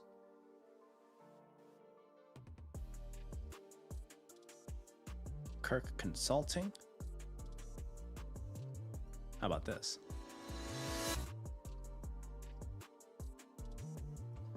The problem. Oh, they got leads, Monday CRM. We don't need that. We need like the actual project though. What the heck? What the? Oh, wait, hold on. This is actually good goop. This is good goop right here. Let's learn something. Where's Boogie? Boogie, you gooping tonight? I don't know if I'll be able to play. I actually got to do like a little bit of crank, but let me know if you're playing. I might be incentivized to hop in the mix. Monday.com for construction. Hi, everyone. It's Elena here, Hi, Elena. founder of Kick Consulting, Monday Silver Channel partner from Australia. And Oh. today I will show you our Monday.com construction solution. She's an Aussie. And our solution allows you to, what are your problems and pains? This is the common problems and pains that we have had our clients come to us with, and the solution, our construction solution solves. Keeping track of all the papers. Often we have a term Lincoln Lawyer. If you haven't seen a movie with Matthew McConaughey, What go have time, a look. Bugs? It's awesome. It's about a lawyer who was working. If there's more than one person, staying on budget is a huge. Another one is using pen and paper or whiteboards, or for your place to keep angry customers that also look through another construction solution. First of all, you'll finally be in control of your business projects, teams, and clients. Is in one place. Empowered team, Okay, show me the knowing thing. what they need to do next. And as a business owner, hand on the heart, our system starts on the leads board within Monday. This is navigation pane. This is Monday board. So Okay, so context. There is right now someone doing all this stuff on a whiteboard, right? They're using it on a whiteboard, so therefore it's like not efficient, not that productive, and I have a feeling. Yeah, let's do that, books. Let's do that. It won't be too long anyway. Well, actually, we can run some on stream. It's Sunday. It's like we got to give the people some fun, chill kickbacks, you know. what happens is you have what But you have a lot of the stuff on the whiteboard, and there's like not a clear connection between when customers come in or where customers find the website, they submit their information, what they're looking for, and then it doesn't live in a central CRM area. And then when it comes to actually getting a project, it's kind of like just a new piece of the whiteboard. And then we need to manage who is working on what and what they need to be doing.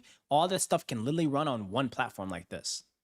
And I like how they have this Monday CRM connected to their Monday project management platform that allows for them to sort of like collect leads from their website that then auto populates into their CRM. And then it enables them to, if there is something, they can like pop up in a project your web for that contact particular form client. that is populated on your website. And then once your lead, could be a developer or individual client, fills it out, it pops in here, and you can add different steps that needs to be done as well as the process. So you can track the lead. It does scoring for you to see if the lead is good lead or not, and so on. Once the lead gets qualified, what happens is it moves into opportunities. So here are all your opportunities, meaning one person, so one lead or one company, so one client, can have several opportunities. So you could be building several projects for one client. So opportunity is a potential project.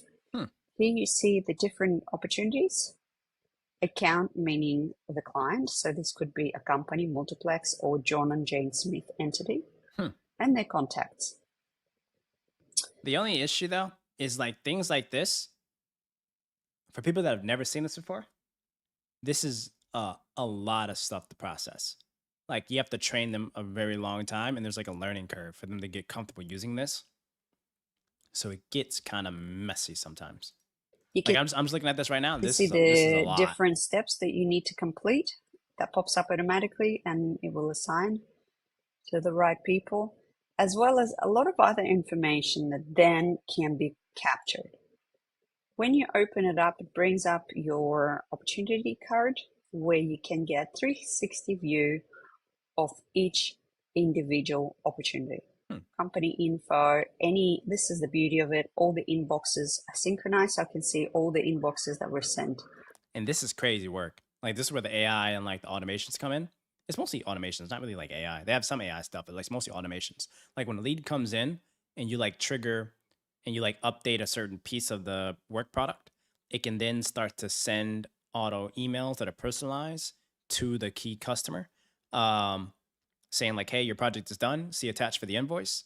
Little things like that. Hey, Adub, how you doing, champ? Has anyone actually tracked the before and after numbers on a real boring business? Like actual calls answered, leads converted, or invoice processed faster?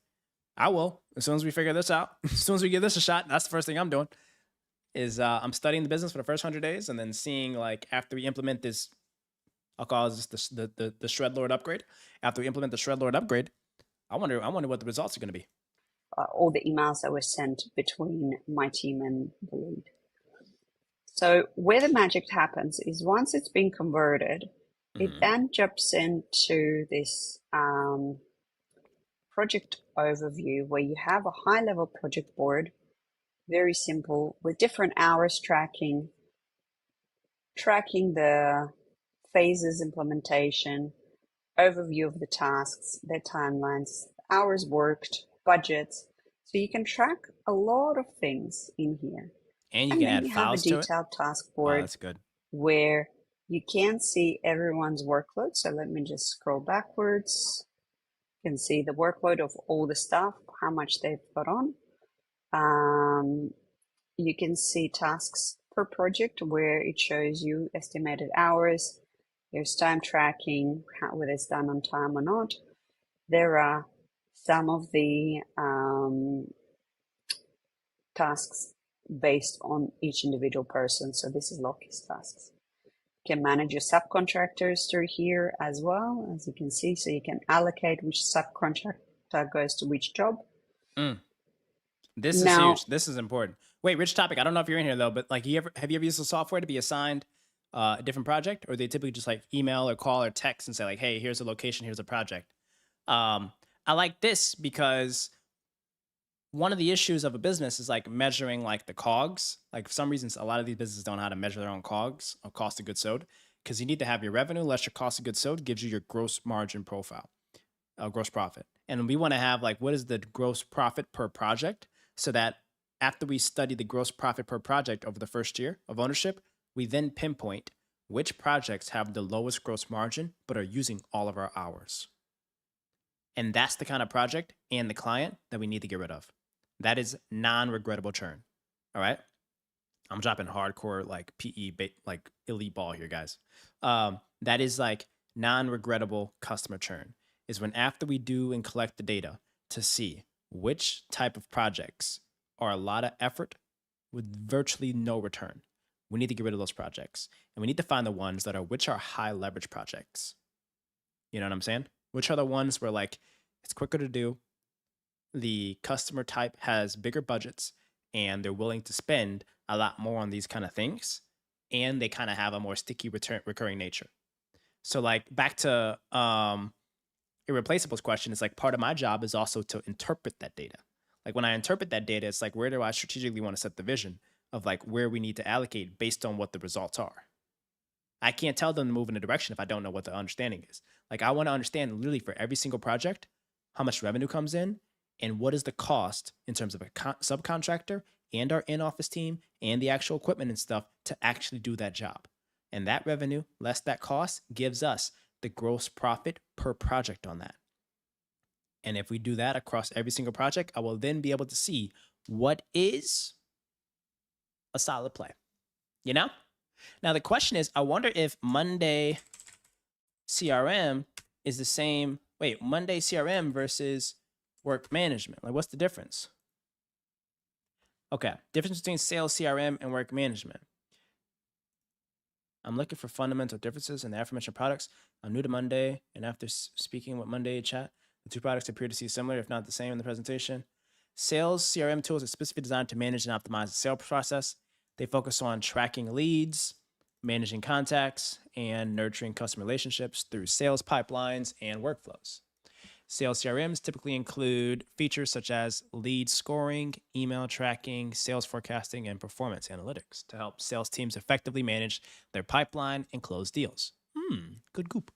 On the other hand, work management tools are broader in scope and are designed to facilitate task and project management across teams and departments. These tools prioritize organizing and assigning tasks, setting deadlines, monitoring progress, and facilitating collaboration among team members. Work management tools often include features like task boards, calendars, file sharing, and communication channels to streamline workflows and improve team productivity.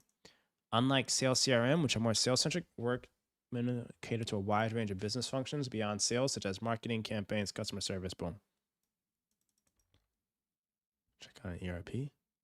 The sales module functions much like the work management product. However, it does have some additional capabilities. You could build a CRM yourself out of the work management tool alone. The sales CRM is essentially a pre-built template using available automations and columns. Now, I wasn't a fan of the CRM module a few months ago, but it's slowly evolving over time and now includes features not available in work management, like specific report chart types, mass mailing. It's starting to feel more like a traditional CRM. Otherwise, hire a consultant that can help you. Okay, whoa. Here we go. Now, it wasn't okay. Emails and activities automations, which are currently available for some in work management, are slowly transitioning to be only in the CRM. Oh, okay. Or at an additional cost if you don't pay for the CRM. Or if you don't have time to build your own. Okay. I prepared to build the CRM if it's integrations and automation that separates two products. The one thing to note is if you're planning to email from the Monday platform to track emails and sales activities, this will be a payable feature soon if you don't have the CRM module. And it'll likely cost the same as the CRM as a whole. Dang, that's how they get you. Dang, they're trying to have these upsell on these products. Dang, they're trying to get you, dog. They're out here trying to get you, chat. So project planning, we definitely need. But on sales, I mean, it would be cool, but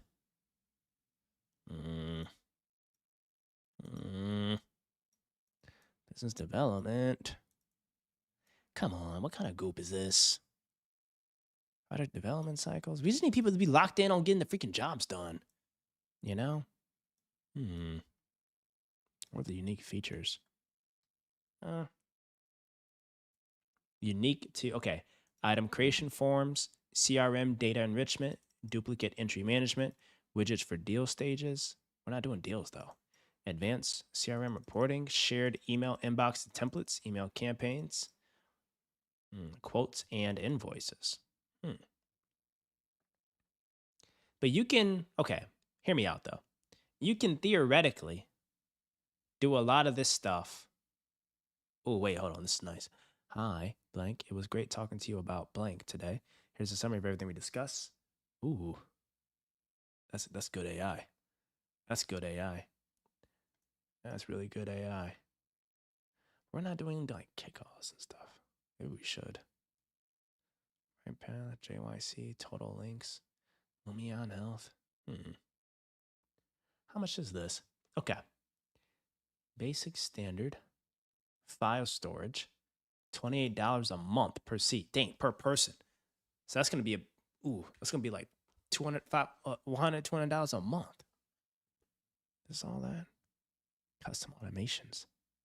This is crazy how complex some of this stuff is, guys. And this is just one business. There's literally like Asana does the same thing, I think, right? Oh, wow. 85% of Fortune 100 companies use Asana. I didn't know that. Wait, is Asana public? Oh, they are public. How are they doing? Oh, that's bad goop. Oh, that sucks. Sorry, shawty. Someone needs to buy all these. Someone literally needs to buy these out. They literally need to buy all these out. I keep getting ads about this thing called Start Engine from Shark Tank Investor. Start Engine. What is this? Oh, wait, let me, oops. Let me go to my private browser so they don't be tracking me. The Start Engine is, on Start Engine, every people can invest and buy shares in startups and early stage companies. Oh, it's just like, It's kind of just like crowdfunding, just like Kickstarter. Same thing as that. That helps you like invest in like early stage companies. So like sometimes people raise money from like crowdfunding, but I wouldn't touch it. I would buy an index fund. All right. Someone needs to save these things. Someone literally needs to save these things. I would buy all these out. I would literally consolidate all of them, roll them all up, literally. Okay. Now let's see what Asana does. Asana, their products.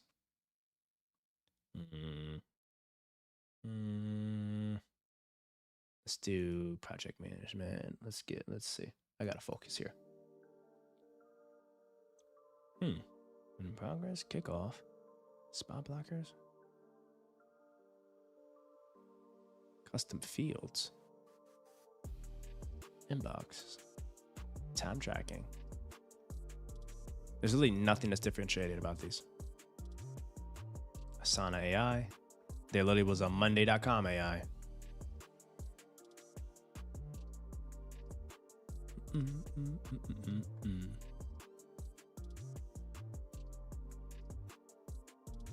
Solutions.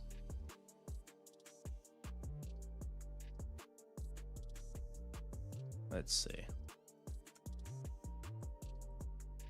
Let's see what they got for this. Nope. That must not brand it.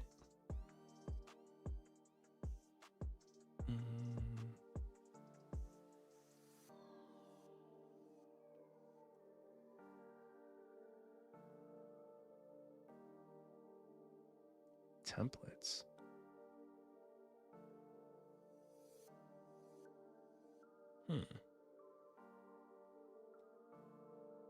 It's kind of boring. I don't think that's a cool one. Monday.com just seems cooler. I like the colors.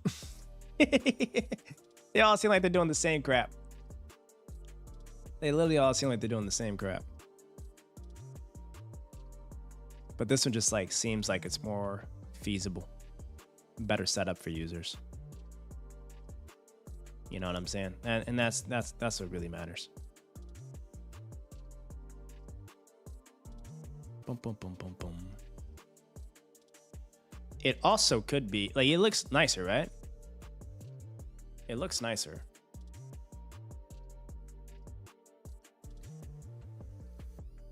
Now the question is, they have these products. They have the Monday product work management,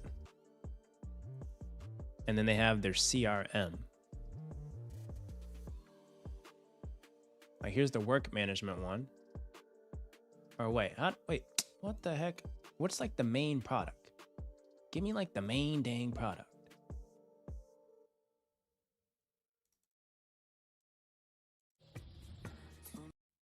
Dun, dun, dun, dun, dun, dun, dun.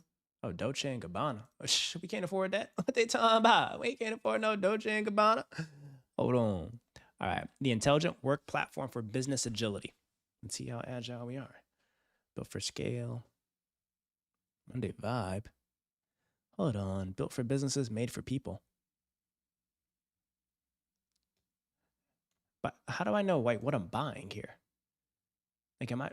Oh. Why can't I get something that has both of these? You know, let's go to pricing. How much does the pricing cost?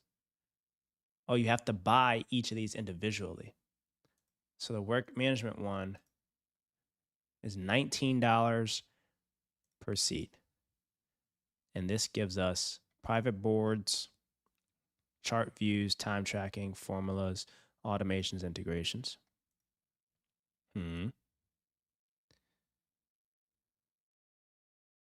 Yeah, you know what I mean? It'll be super neat. I got what you were saying. I got what you were saying, Hothead. I know you just sleepy. I know you just sleepy, man. I got you. I got you. But the CRM one has unlimited contact. You know what? My issue is I think they acquired a CRM platform and I tried to implement it and roll it into this freaking thing.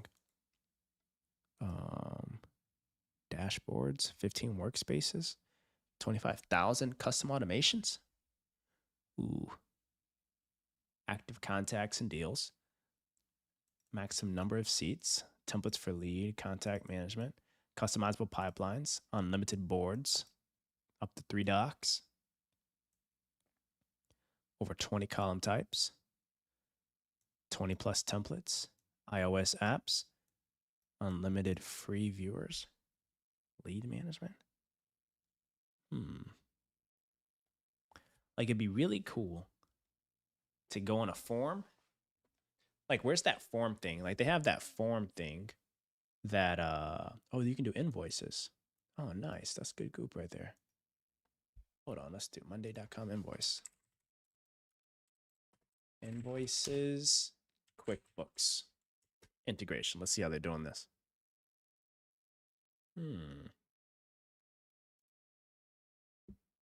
What they got here? Complete integration. Complete integration for Monday.com bridges the gap between Monday and QuickBooks. Automatically sync your QuickBooks records to your Monday boards. View, edit, and create QuickBooks records from right inside Monday. Mirror columns from your synced boards and automatically generate invoices based on Monday status changes. Create Monday automations triggered by activity in QuickBooks. What the heck? Install now and start your free trial today. Oh, they're trying to sell us something. They're trying to sell us something. But this is like good. This is good stuff here. This is some really good stuff here. All right, I think I'm trying to play some Arc Raiders because I'm literally going to be up all night doing this. I'm going to be up all night doing this. So I might as well hop in the freaking Arc Raiders and give me some goop going. You know what I'm saying, guys? Huh? We've been working hard literally all week, y'all. We've been working hard all week, y'all. The least the brother can do is get some goop.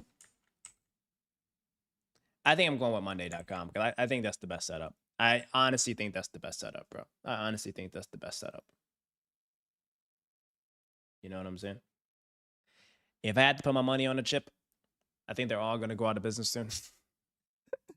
So you gotta find the one that's just like bigger market cap.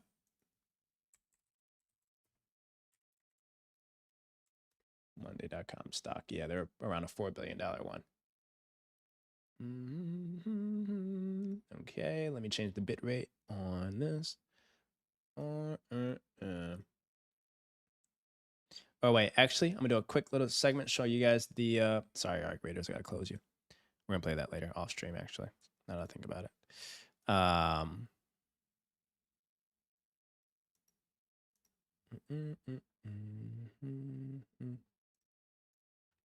Okay, come on, computer. What is preloading shaders? What is a shader? I got haters in my shaders. I got haters in my shaders. What they talking about, chat? And my Spotify ads keep going freaking crazy.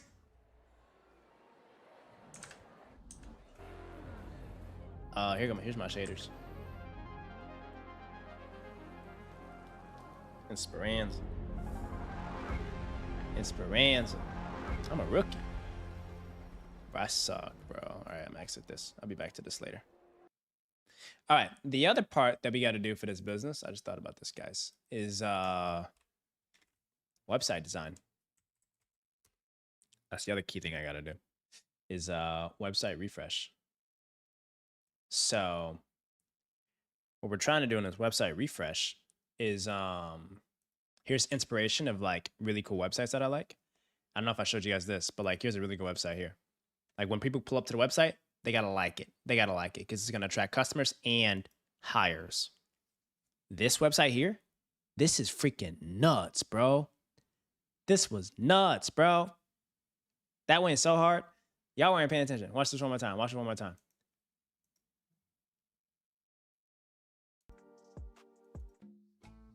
That's crispy, dude. That's crispy work, bro. That's so dang crispy. But I'm trying to find some that are like top civil engineering firms. You seen better? Give me an example. Give me an example. Tell me, look up any kind of like architecture engineering website. Exactly, hothead. You ain't seen nothing as cool as that, bro. You ain't seen nothing as cool as that. In top civil engineering firms in Denmark.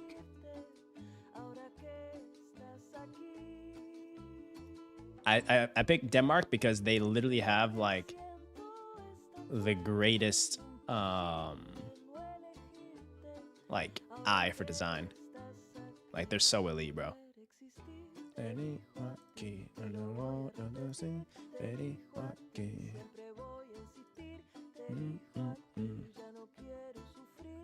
It looks clean, right? Now we're trying to find like the civil engineering ones.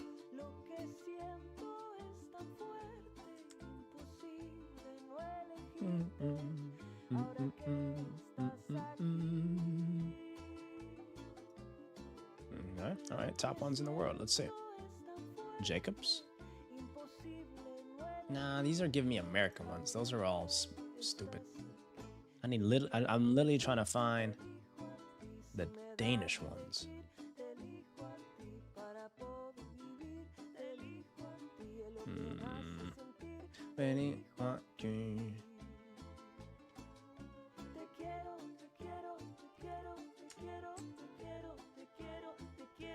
Te quiero.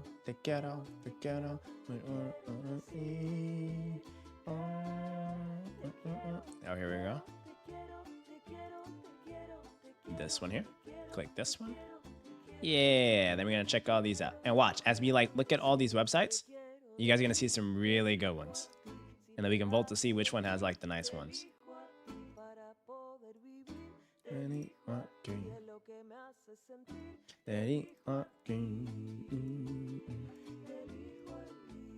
Okay, first one. This one sucks. Next, this one sucks. This one sucks. Oh, hold on.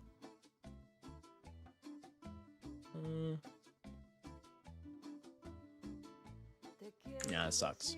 And it sucks. And it sucks. Now this. Now this. My man. This is what I'm talking about.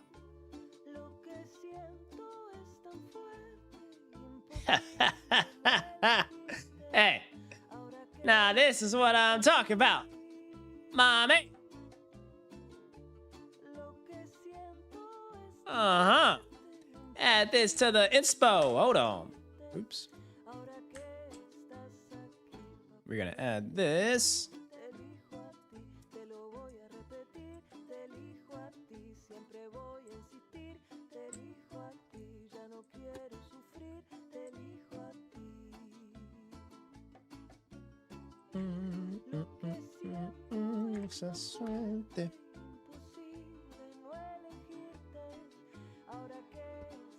Oh wait, Black Mama Trader, you use HubSpot?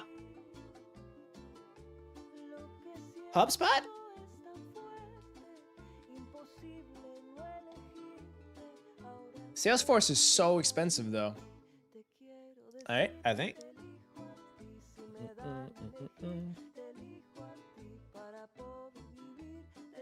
Oh. Not too expensive actually. Monday.com CRM is so much better. Great targeted advertising. SRF. What's SRF? SRF. Are you talking about a stock or a website, A-Dub? What is this? Oh, SRF Consulting. Ooh. This is pretty good. Okay, this is like actually perfect based on like what the actual projects are that they do. It's very relevant. The website could be a little bit more polished. They talk about their projects, their people, insights, careers. But what I would love to happen is that we have a contact form. You wouldn't buy Monday? Why is it hated in real life though? And why is HubSpot better? I'm trying to, Dr. Summer, I'm trying to make a really nice website for like architecture and design and engineering firm. Like, here's a good example. I'm trying to make one that's like this. Yeah, they kind of all do look the same. You know, something that you can just showcase your projects, your capabilities. This is what I sent to like this is like I'm just collecting my notes here. Are we looking at the wrong place? I think I'm looking at the wrong place. Maybe it's not Danish that I need to be focused on. Ooh, together we great cohesion. Ooh, who we are, how we work. This is kind of good. Wait, this is good. Yeah, this is really good right here. I like this. The ones that have like an architecture that have like an architecture layer to it, they look better. Like all these are kind of like built. You can tell they're like, this is really nice. This is so clean. This is really freaking nice. Am I gonna buy tech software companies? I just don't think it's like a really good use of dollars right now. Cause like you can just start so much tech software stuff. But having a tech software brand for my YouTube brand, give me an example though. I need to definitely do more on it. Oh, your company paid for Monday, but you just don't use it? Keep in mind, like the company that we're acquiring, they do nothing. They do nothing. So I'm trying to like start from scratch and get anything that we can, you know? Like they're on literally pen and paper and a whiteboard. So I'm trying to find something that like is just gonna be incredibly user-friendly to them. Yeah, this sucks. What's another good European country that designs well? Or Asia? Ooh, let's check out Asia. Let's check out also, there's like this developer in China called Soho Developer. China. Soho, China. Zhang Jin. This is like one of my inspirations here, y'all. She's such a beast. I don't know if you guys ever watched this, but like her like story is so inspiring. Her story is so inspiring, bro. Wait, let's watch that together actually. Oh, that's real life? The engineers don't like it? Okay. What do you think they would like though? Also, like, do I give them a choice? I know I should. Like, that's like, they can be like, oh, who's this young guy coming in, running the show and all that? I'm like, all right. I don't want them hating me, but Shenzhen. Like 10 people.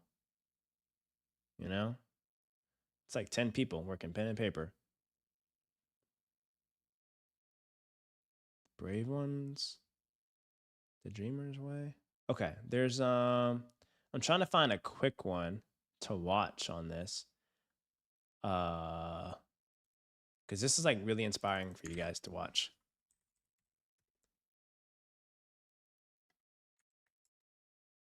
Let's get this going. China's real estate mogul. Boom, boom. Brave Ones? Was it Brave Ones? Maybe this?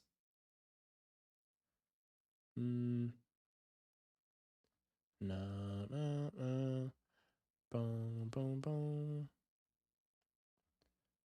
What is like her story? Wait, Shang Jin's story? She's so good.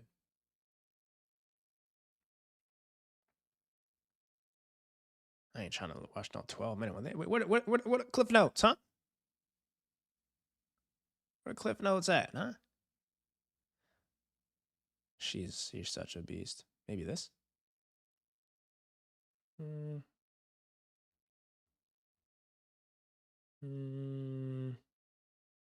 think it is Brave Ones.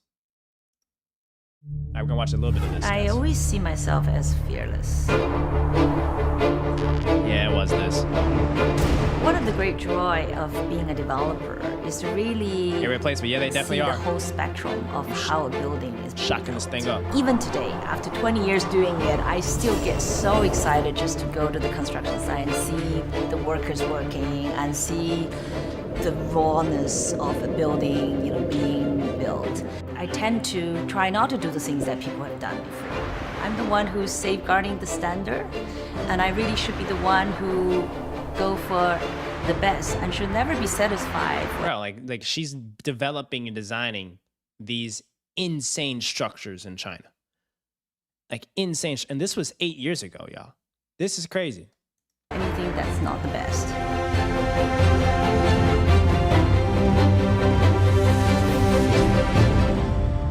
Shengxin.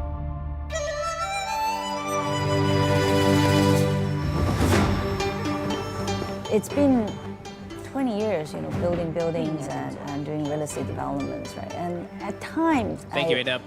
didn't quite understand the magnitude of urbanization, right? It's only recently, when I look around, I realize that I just happen to be in the right time and the right place. I think Zhang Xing is often referred to as the woman who built Beijing because of her property investment and property development, and really at a time where people were just beginning to look at real estate and think about the possibilities in that field. She's very clear and sees Book potential download and articles with ads. What's that? Projects and opportunities.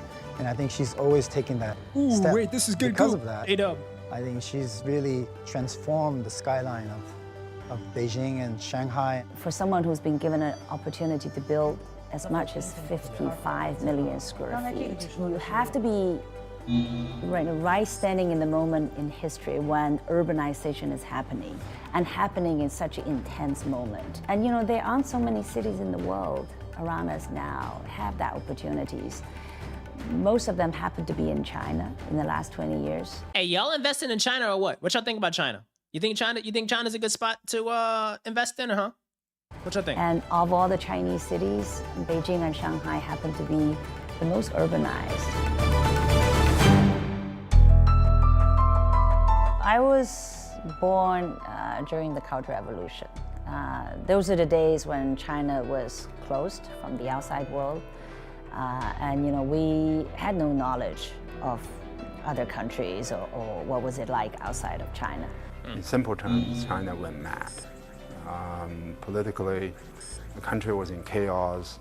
Economically, 8 years ago, I wonder what country happened with the collapsed. Chinese, Almost the country was. I wonder 8 years ago what happened to the KQQQ, which is like the China Tech ETF, since the release of this. That's when I first heard about how great China was and how they're building 8 years ago. I wonder if Chinese Tech ETF. I wonder what would have happened if, CQQQ, my bad. I wonder what would happen if I bought it 8 years ago. What's 8 years ago? 2026? So 2018? Right? Oh, it would have really done nothing. Dang, China's been sleeping. Is China chalked?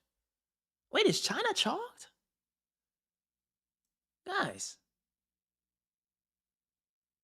Wait.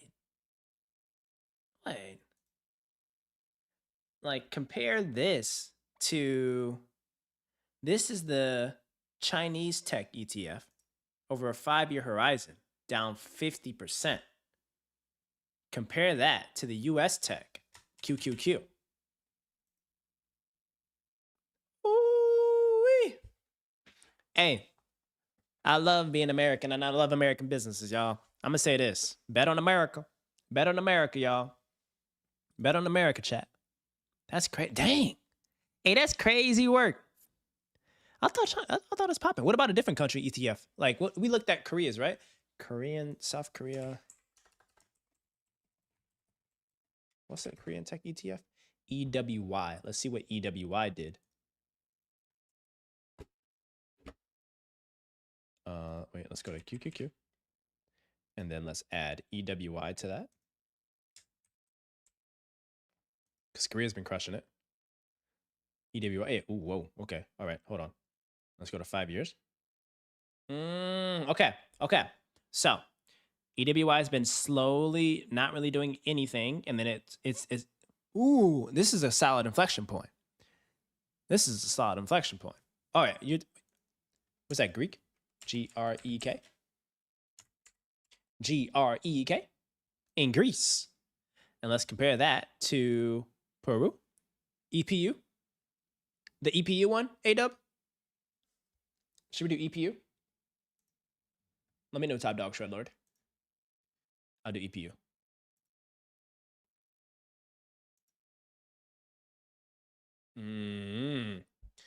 Greek's been kind of flat, hitting up an inflection point.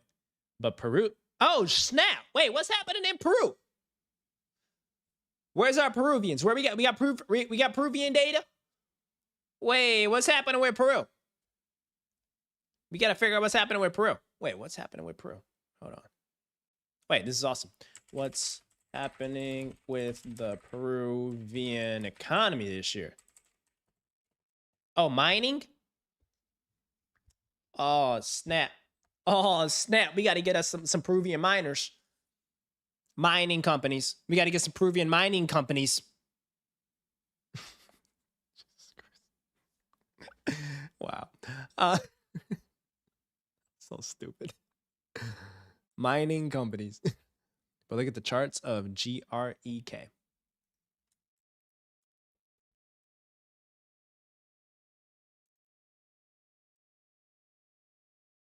Hmm. 9% of the last month, year to date, 9%. 1 year, 66. It's consistent. But Greece went through like a terrible setup. Like in 20, like I remember this. Like people used to, there's like a reason why people were traveling to Greece all the time. Their currency really went to dog crap. But something is happening really well. I'm unsure like who's in office with Greece right now and who their partners are or what they're exporting. But something about the Greek economy is very attractive. Something about it is very attractive. I would recommend us buying some ETFs to bet on the country, but it's just like we're not locals, and we just have no clue about kind of like the political regimes in these areas, y'all. Like that's where it can get like pretty funky. You know what I'm saying? So you gotta be like really careful around like the sensitivities there. Banks are coming back and tourism is big. Not considered a Buffett play. Yeah, I agree with you, bro. I agree with you. Like you really gotta play it. Like you really gotta play it careful like that. Like if anything, a country that's kind of like earlier in this kind of development journey is actually Japan. Japan ETF.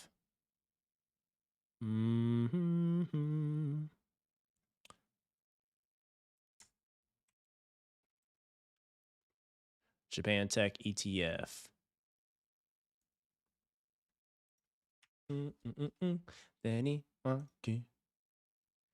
EWJ.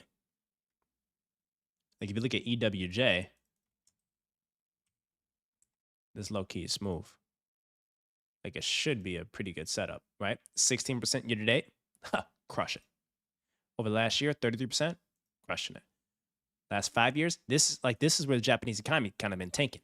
Now we're slowly a few years into this run, y'all. You know what I'm saying? Like that's 88% growth. Like this is a good one. Do I do Forex? No. Sorry guys, I'm not a Forex. I missed one of your messages. I was thinking about advertising the Chinese and Asia brands. That's why building software is interesting. You can go worldwide with a product. Heck yeah, dude. Heck yeah. Your leverage is nuts. Your leverage is nuts. When I was looking at the advertising in China, I checked out Google Ads. It said to enter my site, and it automatically make an ad campaign, but I didn't finish it. Yeah, be careful with that, bro. Be very careful. China does not mess around with international companies messing around with their ads and software and consumer electronics. So be very, very careful, bro. Hey, EWI. Hey, that might be our best play though. And I'm a fan. I'm a big Korean fan. I love Korea. I love Korean food. Oh, wow. Heck yeah, bro. Dude. This is just so good. This is just so good. We looked at this chart before, didn't we? I think we looked at this chart before. I think it should be on my watch list. This should go on Chat Capital's watch list. Did we add it to the official watch list? EWI. I gotta add the names to these. EWI.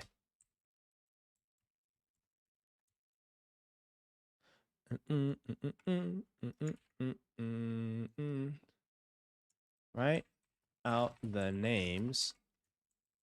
Write out the business models of these stocks and ETFs.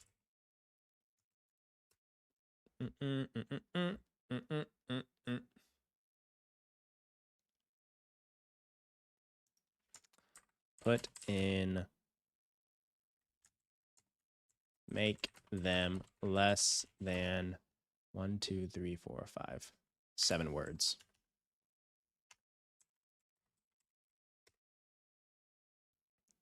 Yeah. There we go. There we go. All right. Perfect. Perfect. Pay special values. Ooh, whoa. Hold on. It's probably such a better way to do this. Such a better way to do this. About to add this just like this. AI is nuts, bro. If I had to send this to one of my analysts to do something like this, take them like a week. You know what I'm saying? We don't have a week to spare. We don't have a week to spare. AI powered cloud. Then what's Zeb? Global agri. Oh, this is James's business. Where's James at? James went to sleep. Come on, man. James went to sleep. Come on, James. I saw him talking yap in the chat earlier. Be excited about the streams this week. We're gonna be cooking big this week, chat. We're cooking big this week. I decided I'm gonna get a hotel and bring my camera and give me like a little light, and I'm gonna buy a PC at Costco so that we can do desktop streams at my hotel. I just don't know if like my internet will be fast enough to stream some of the stuff I want to stream, but we're gonna make it happen though. That's for dang show. You're good at spreadsheets. I think they have an ESPN competition. That's funny. Bro, I'm compared to some of my other friends, bro, I'm so slow. I'm so slow compared to some other friends. I wasn't sure if Google was using AI from their ads. Man, Google is down, by the way. I know. And Google is such a good name. They're just doing so much random stuff, bro. They're doing so much random stuff. Nah, bro, quit trying to goop.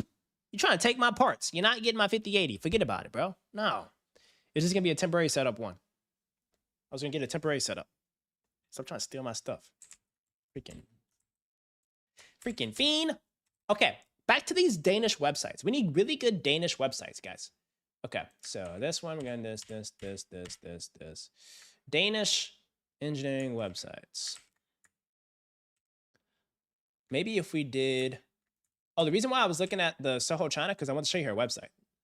Like, their website's nice, I think.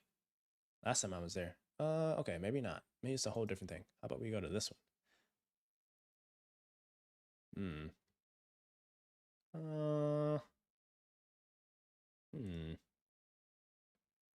Okay.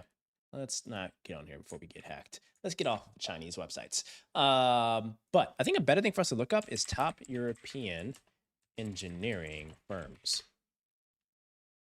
Right? Like if we look at like the top engineering firms. Top European. Okay. Do this and do this. Okay. Top 10. We're going to do a quick sprint. E&I. All right. Look up E&I. No. Enough ads. I need some Goop music. Where's some Goop music? Nah, give me one of these. Give me one of these as we cook it up. All right. And then we're gonna do like a very quick, fast scan of the website, the vibes, and if we like it, good. If we don't, trash. Okay. Mercury.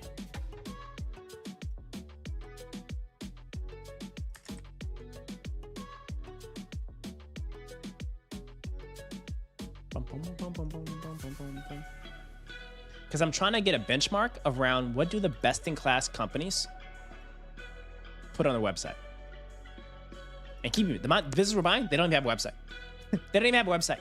That's how crazy it is. They don't even have a freaking website.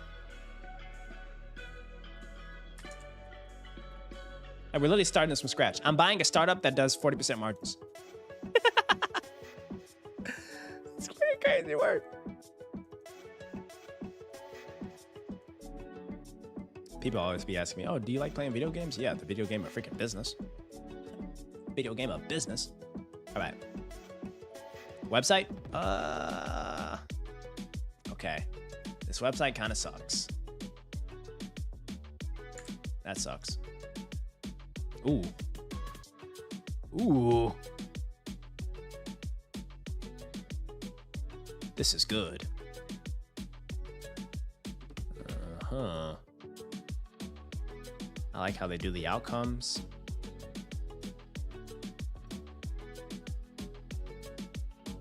Work with us for hiring.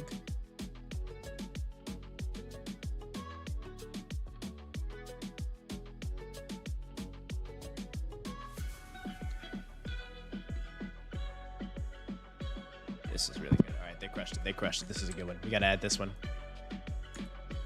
That one goes on the list. Well done. Well done. Let's try this. Rambo. Ooh. Future-ready data centers. Ooh, this is good goop.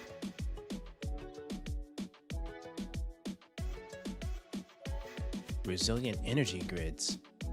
Like, it's very top of mind what they got going on. It's very top of mind what they got going on. And they're definitely leading into the AI. Ooh, and they know exactly what to do when it comes to like marketing too. The first thing you see is a future-ready data center. They're designing and building data centers. Are they public? Hold on. Are they public, guys? Nope.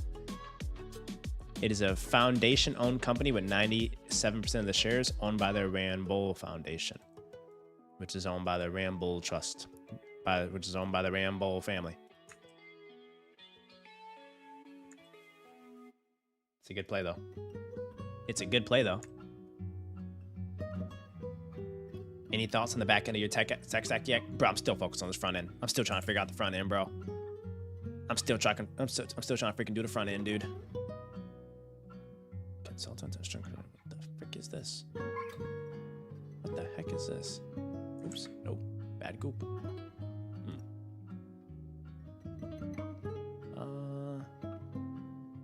This is kind of nice. A different approach. It's literally just a slideshow, though.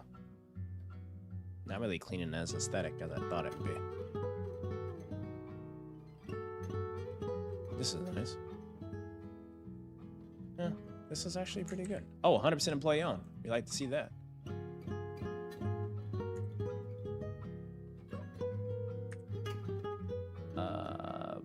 Boy guess? Boy guess! Oh, that means they're gonna be hacked. All right, dismiss.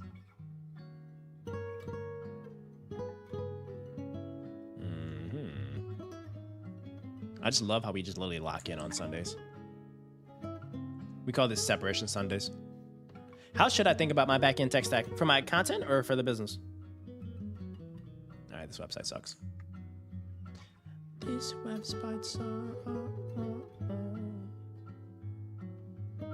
They're huge, though. They're freaking huge.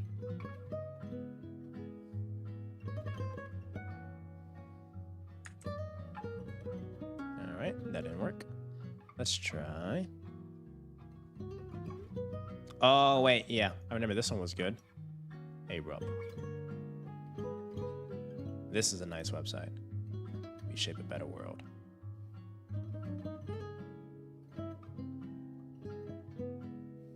Yeah, this is nice.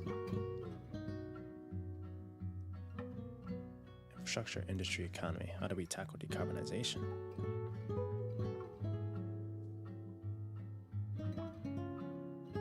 The content business is owned by Dreamline too. You don't make no money though, like that. It's like compared to the, if you were to look at Dreamline's pre and now, it's gonna be 99% holdco, 1% media. We're doing this off of vibes. We're doing this off of vibes. Their stuff is good. Okay, so they have services. They outline all the things that they offer and do. Okay. Ooh. These are the different services that we could take for ours.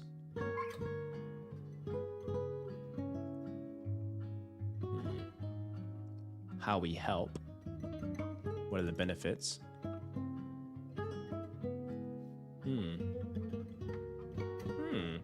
Okay. I like how they explain for every single one of these things how they help and how they add value. Let's see if they have anything for digital twinning. DI, digital design, digital strategy, anything around digital twin? Yeah, here we go, digital twin. Digital twin is a dynamic virtual copy of the physical energy asset or system that looks to behave. Okay. Nice.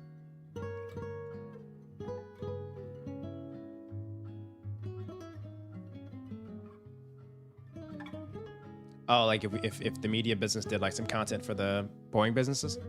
Yeah. This is just our Sunday evening deep work vibes, irreplaceable. We're just locked in. We're just some shredlords that are locked in on a Sunday night getting stuff done. We call this Separation Sundays. Let's go, chat. Okay, so I'm gonna add this website here. Here, we go here, and then my commentary is, I like, okay, hold on.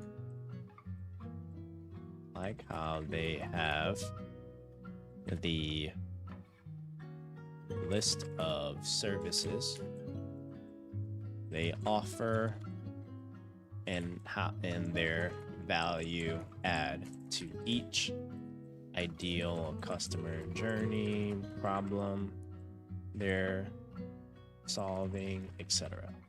Okay? Just so that if I ever revisit this website, I can like remember why I really liked it. You know? And they have projects across different ones. That would be amazing to make some media to license to Netflix one day. I'd love that. That'd be really freaking cool. I hope that would happen one day. But even if it doesn't, I hope you guys enjoy it. You know?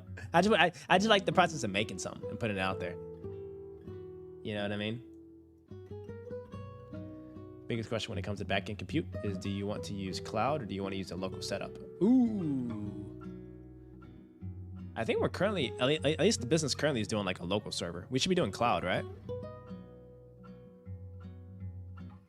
You know?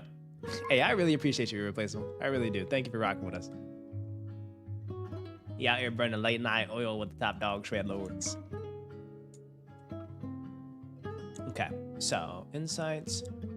And this would be easy too. Like people want to like learn from the person that like is providing the service, and we can use ChatGPT to just make a, or like Gemini or Cloud to make a bunch of just thought pieces in the space and bang out like a piece of content every day and put it out on LinkedIn and stuff. Like I think there's ways to make a content engine out of this as well. And build like an email lead gen funnel. Wait, hold on. No, we can really cook with this. We can really freaking cook with this. Because my thing is like to build brand equity and network effects. I want to start pumping out a bunch of like written, very smart content around this in Florida and Miami. Also want to start doing local networking, happy hours, brunches, and kind of like pop-ups for like all the developers just to stop in, say hi, meet each other, and just like hear about keynote presentations or little things like that. Like being the nucleus of a industry and a network, and get folks just to like hover and surround and want to attend the events and stuff, can eventually lead to just like really good projects and customers. You know, that's what I think. Dr. Summer, you think that they're gonna be like, YouTube's got too much market share, we gotta get them on Netflix? Yeah. Bring smart money moves to Netflix. Let's make it happen. Let's make it happen. Okay. Let's just check out these websites. And that's boring. Let's try this. Ooh.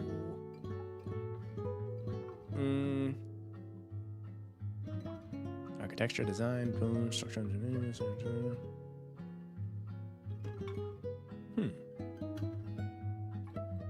Laser scanning. That one's kind of boring.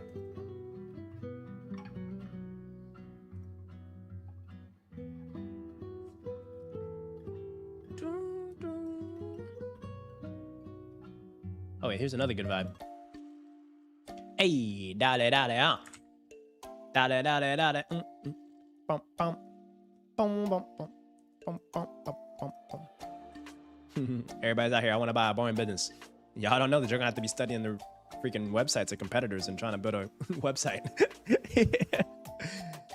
Literally, all these LinkedIn, freaking Twitter hedge, like investment bankers trying to go hire, buy boring business. They think they just buy a company and sit back and collect cash.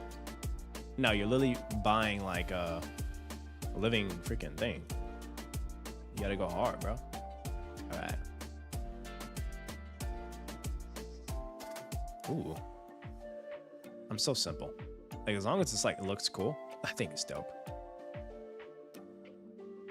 Colombia, Mexico, Dubai. What the heck? People out there doing stuff in Dubai? Just imagine us getting projects in Dubai. And it's kind of boring. Why are none of these things like hot and sexy? This one doesn't even have a website, and they just merged. Integral Group. All right. ME. Bro, all these, bro, this we're about to clean it up. These industries are so, these websites are so boring, bro. And they're all facing a structural recruiting issue. Like, they can't find talent. How is talent supposed to come to your website and look at your stuff looking like old and popping? They need some stuff that's popping, dude.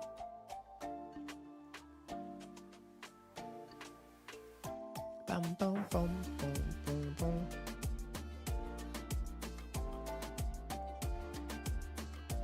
Ooh, okay. Services. Site evaluation. What's that? What is site evaluation? And these are also good ideas just to get a bunch of other revenue line items. We don't evaluate sites, we orchestrate success. We can every site by forging a relationship with our client using our understanding of their business goals.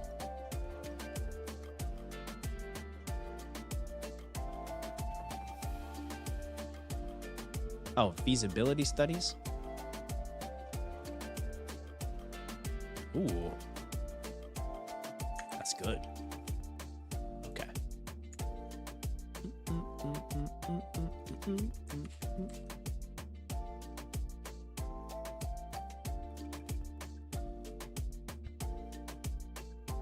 Yep, so we're gonna take that from that. We're literally just about to take a bunch of this inspiration from all these different places.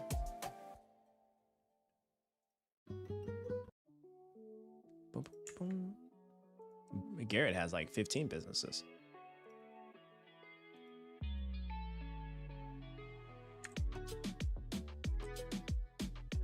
So far, Arup is the coolest one. All these other ones suck. All these other ones ain't that cool, man. Bum bum bum bum bum bum bum bum bum bum bum. So I can't really get design inspiration from these European engineering firms. I can only get design inspiration from the architecture ones, but I can get the web page functionality inspiration from the civil engineering ones. So I take the design inspiration of these, marry it with like the actual pages and content of these certain measures. Boom. And the market's closed tomorrow, right? I can't make our trades tomorrow. By the way, guys, I gotta make our trades this week. This is what we pitched in Chat Capital, and this is what goes in.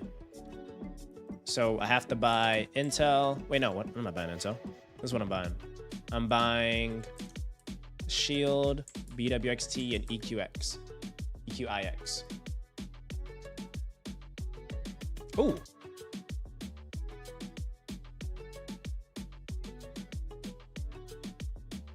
Now this is gonna catch the eyes of Gen Z. Mm-hmm. This is good. This is so unique, crisp, and different from all the other like major ones. It's very sleek. And instead of these being like different installations, it could be like different projects types.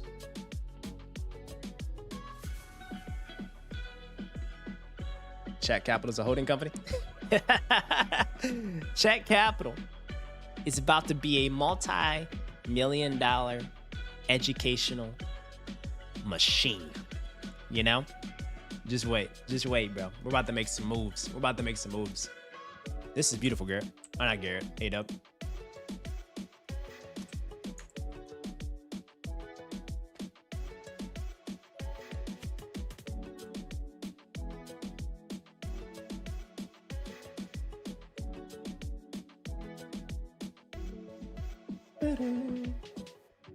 This one, that was your favorite so far? What about this one? Here, I'll click through all the ones. This one, I also like this one. This one was really nice.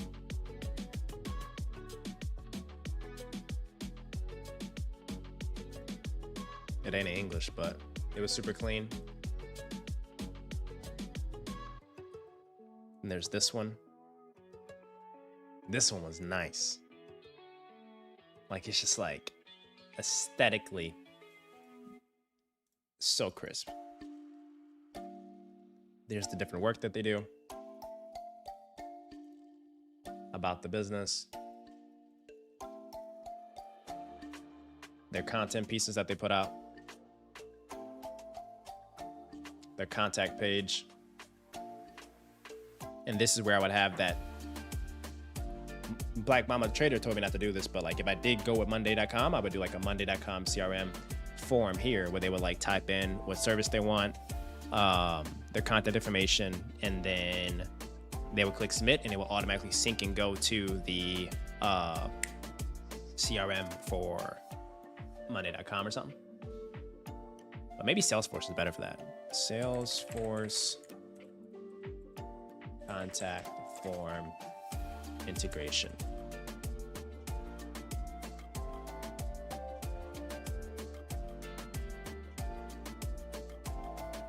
Salesforce contact form integrator automatically sends website to submissions directly to Salesforce. Oh, you gotta have plugins. Come on. Why can't everything? Why can't y'all just figure this out to have everything rolling? Just have everything rolling, dog. Come on, dude. Come on, Mud. Here's another one. This one was nice. It was very bright though. This was like a nice, clean, bright one that had like a really nice functionality to it.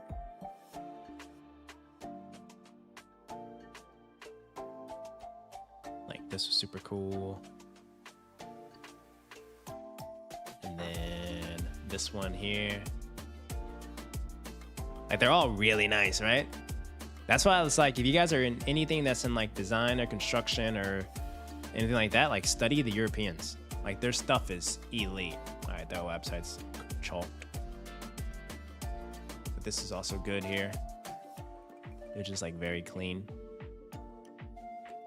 About us, our projects.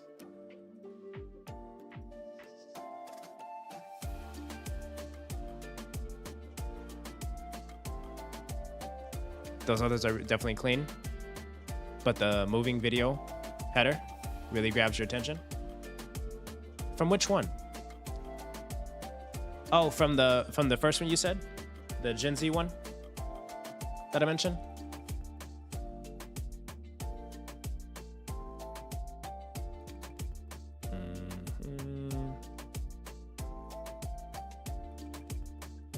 This is good. Oh no, we already looked at that. This I loved. I'll show that last. But this one was also really nice. Like an amazing thing when you first open it. And it's got like the animations. Yeah. You were talking about the Gen Z one? Yeah, I got you. So that was cool. This one's dope. This one's kind of similar to what you were mentioning. Like it's just like moving and super visual.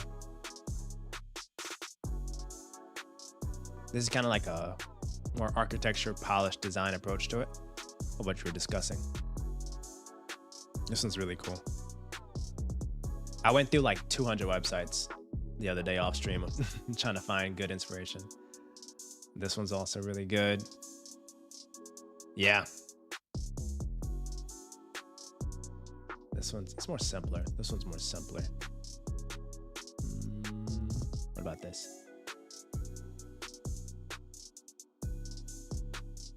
This one's kind of good. Like they're all really nice. They're all really nice. Yeah, I knew you were gonna like the Kobe one, the COVE.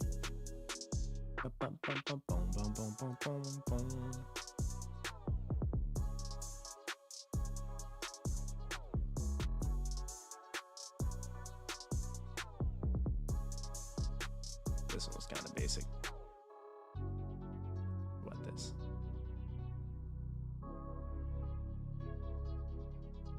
Yeah, that's all right. That's a good like layout of like all their projects. But my favorite, this one is it's just hard to compete with this one. I think I'm literally gonna have the team just like design it literally just like this. It's just like, this is so tough. It is so tough. It's just so clean. It's so tough. Different projects. Oh, they're trying to loading. The notes. Gen Z coded. Hey, ain't no shame in that. Ain't no shame in being Gen Z coded. I am too. On Saturdays. But this is, it just hits. It's popping. It gives off like welcome to Paris Fashion Week type vibe. You know what I'm saying? Okay, so I think Arup is the best one for like how they design their stuff. I like their insights about careers. And they got so many pages. We don't need all these pages, man. News.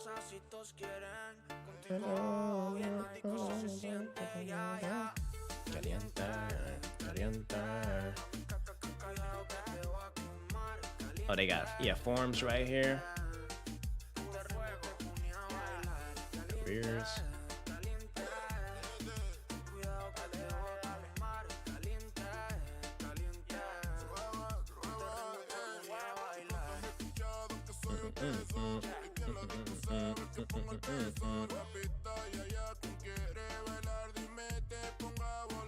Oh, they got an office in LA. Dang.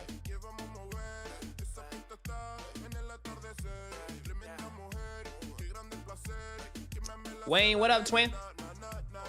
How did the top couple of designs look on mobile? Ooh, that's a really good question. Let me actually try it. Let me give it a shot. What is that file called? Modernization plan? I'm gonna try to open it on here.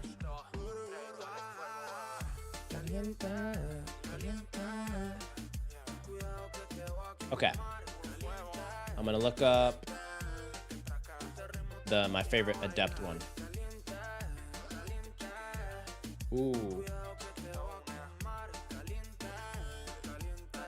It's still clean, bro.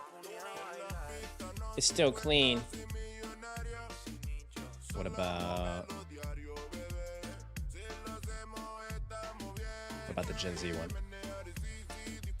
Yeah, I'm trying the Gen Z or the Kobe one. Ooh.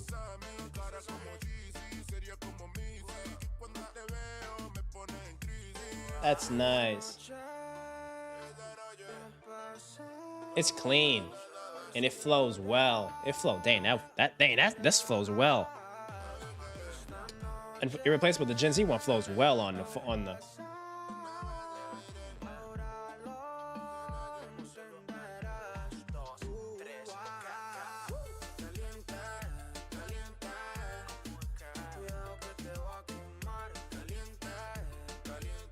It flows really well.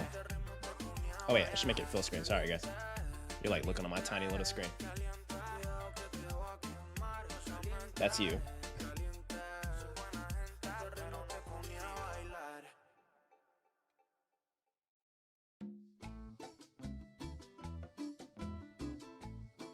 Damn, my fingers are so clear. Look at these fingers.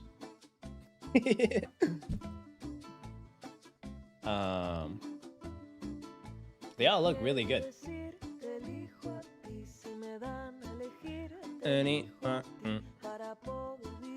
Hey, Bugs, what we on? You trying to play Raiders? Or you going to bed?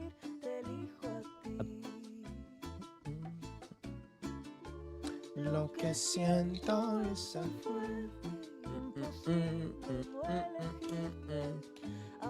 Goop, goop, goop. Dale, dale, dale, dale, ahora. Yeah, it is nice looking. Ooh, salad objectives. Let's check that out real quick. Salad objectives. Yeah.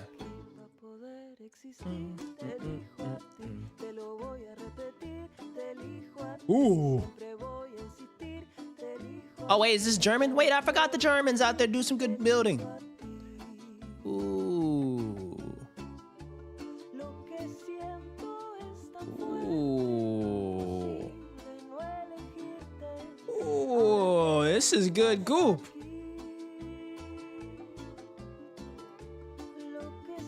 Oh, nice.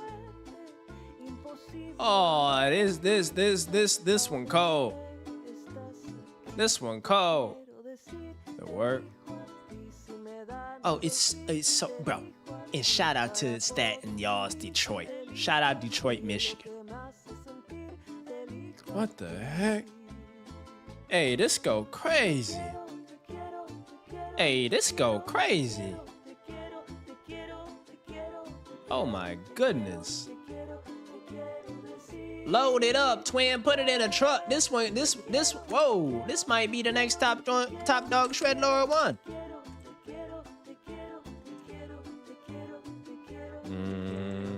Love the shine show. Love the hidden, revealed website. Menu navigator. But you guys understand like why I'm being so anal about it, right? Like it's like this is the first thing that people will see when they look it up to potentially buy your product or service. It is also the first thing that recruits will see. Like if you say, hey, come join our company, you don't have a functioning, good looking website, why would they do that? So it's like, it actually speaks a lot to like your brand, your culture, your vibe, your aesthetic and everything. You know what I mean? This is a good find.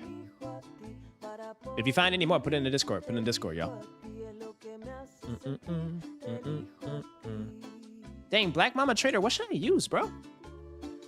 There's so many of these tools. Someone told me to use Asana. Someone told me to use ClickUp. You're telling me to use Salesforce.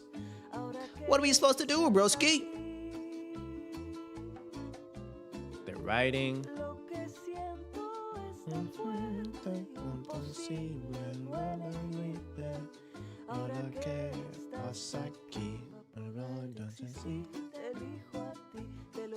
Ooh. Publications.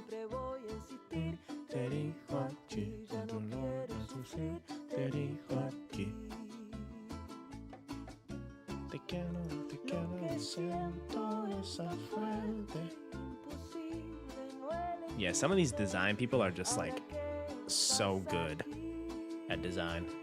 Like, even the way how they set up the pictures and how everyone's wearing like the dark colors. They know what they're doing. They know what they're doing. Jing Liu, she probably a beast. She's probably a beast.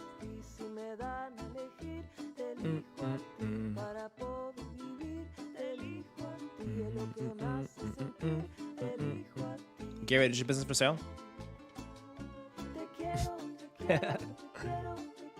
Eventually, we're gonna have somebody sell a business in the chat and someone buy a business in the chat. You know? Eventually, that's gonna happen. And I can't wait.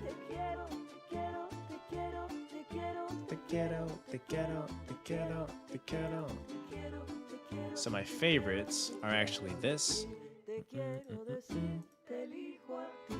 This. This.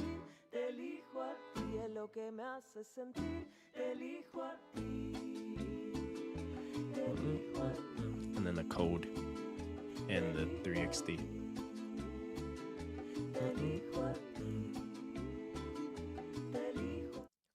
No exit plan for me around here, but I'm happy to sell the data at my current stage. That's facts. That's facts. Hey, man, license that data in the subscription as a service, data as a service. You know how we rocking and rolling, my dogs. This is some quick little good goop. Dang. It was a later stream. I was stuck in LA all day today, guys. Had a good time up there in Pasadena. But You came back, hopped on the stream, got some good goop. I'm gonna figure out this whole Monday.com versus Asana thing, you know? How many hours would you say you've dedicated into research on website design? Like this little thing on its own, probably 4 or 5 hours. So probably 4 or 5 hours. I've done another 4 or 5 hours on project management tools. I've done 2 hours on coffee machines, right? Because they're spending a lot of money on coffee stuff. If anybody's on LinkedIn, you see me on LinkedIn, I had a viral post last week. It's got like 80,000 impressions, but it was about the coffee Nespresso cups that they're spending money on in this business. LinkedIn loved it. But chat, tomorrow's Monday, y'all. And you know we all about motions on Monday, all right? This was an epic weekend for us. We got so much stuff done. Literally everybody in the chat. Highlights for me. Edwin let us know that his deal ended up dying, but it's still a W because he had an incredible rep on that business. Friday, we had our pitch competition, and we had 3 new additions. The Shield ETF, the Equinix, and the defense one. BWXT, the nuclear reactor manufacturer. Sounds like a Modern Warfare map. And we got a lot of good stuff here done. So we're gonna have a project management tool, about to have a new website. We're gonna crank on that. And we're getting back to like the nice main content for the main channel. So that's about to be dope. Do we still have to worry about load times with heavy video and graphic content over mobile networks while out and about? I've been out of the loop a while, but need a website now for what? I think so, but I think it depends on the server you use. That'll influence your load times. All right. But chat, we're back here tomorrow, 6:30 PT, I promise. 6:30 PT. I'm not moving it. But we are getting some hardcore work done. We're sourcing businesses. We're doing some value creation. We're building in public. Wanna know why? Because it costs me absolutely nothing to turn a camera on and show you guys how to do some of these plays live. And it keeps me accountable. It keeps me inspired. It helps me treat all this stuff like a video game. And more importantly, it helps you guys just learn some of this stuff. So I appreciate everyone's time, energy, of course, your guys' support. You could be doing anything in the world right now, but you're trying to do it and hang out with a Shred Lord. So if you guys are not in the Discords, I don't know what the heck y'all doing, because we got some Discord motion. Y'all Discord been going crazy. Discord been going crazy, literally. But here, I'm gonna paste the Discord link. If y'all not in the Discord, get y'all butts in there. That's where you can meet with 200 plus other incredible, wait, we're almost at 250. 250 plus other amazing people that are focused on making smart money moves, making generational wealth, building, and in it for the long haul. So I'm geeked, I'm excited, I'm inspired, not just by what we're doing, but what you guys are doing individually. So literally keeping it up, keep bringing the same energy to the streams. You can always contribute and add something, and I am here to support every step of the way. But as always, y'all, take care of yourselves, and that's your personal health, your mental health, your emotional health, your spiritual health. Take care of all that. Make sure you get some incredible sleep to start the week off the right way. God bless every single one of y'all, and I will catch you Shred Lords literally tomorrow, 6:30. All right, bye. Dale, chat, let go.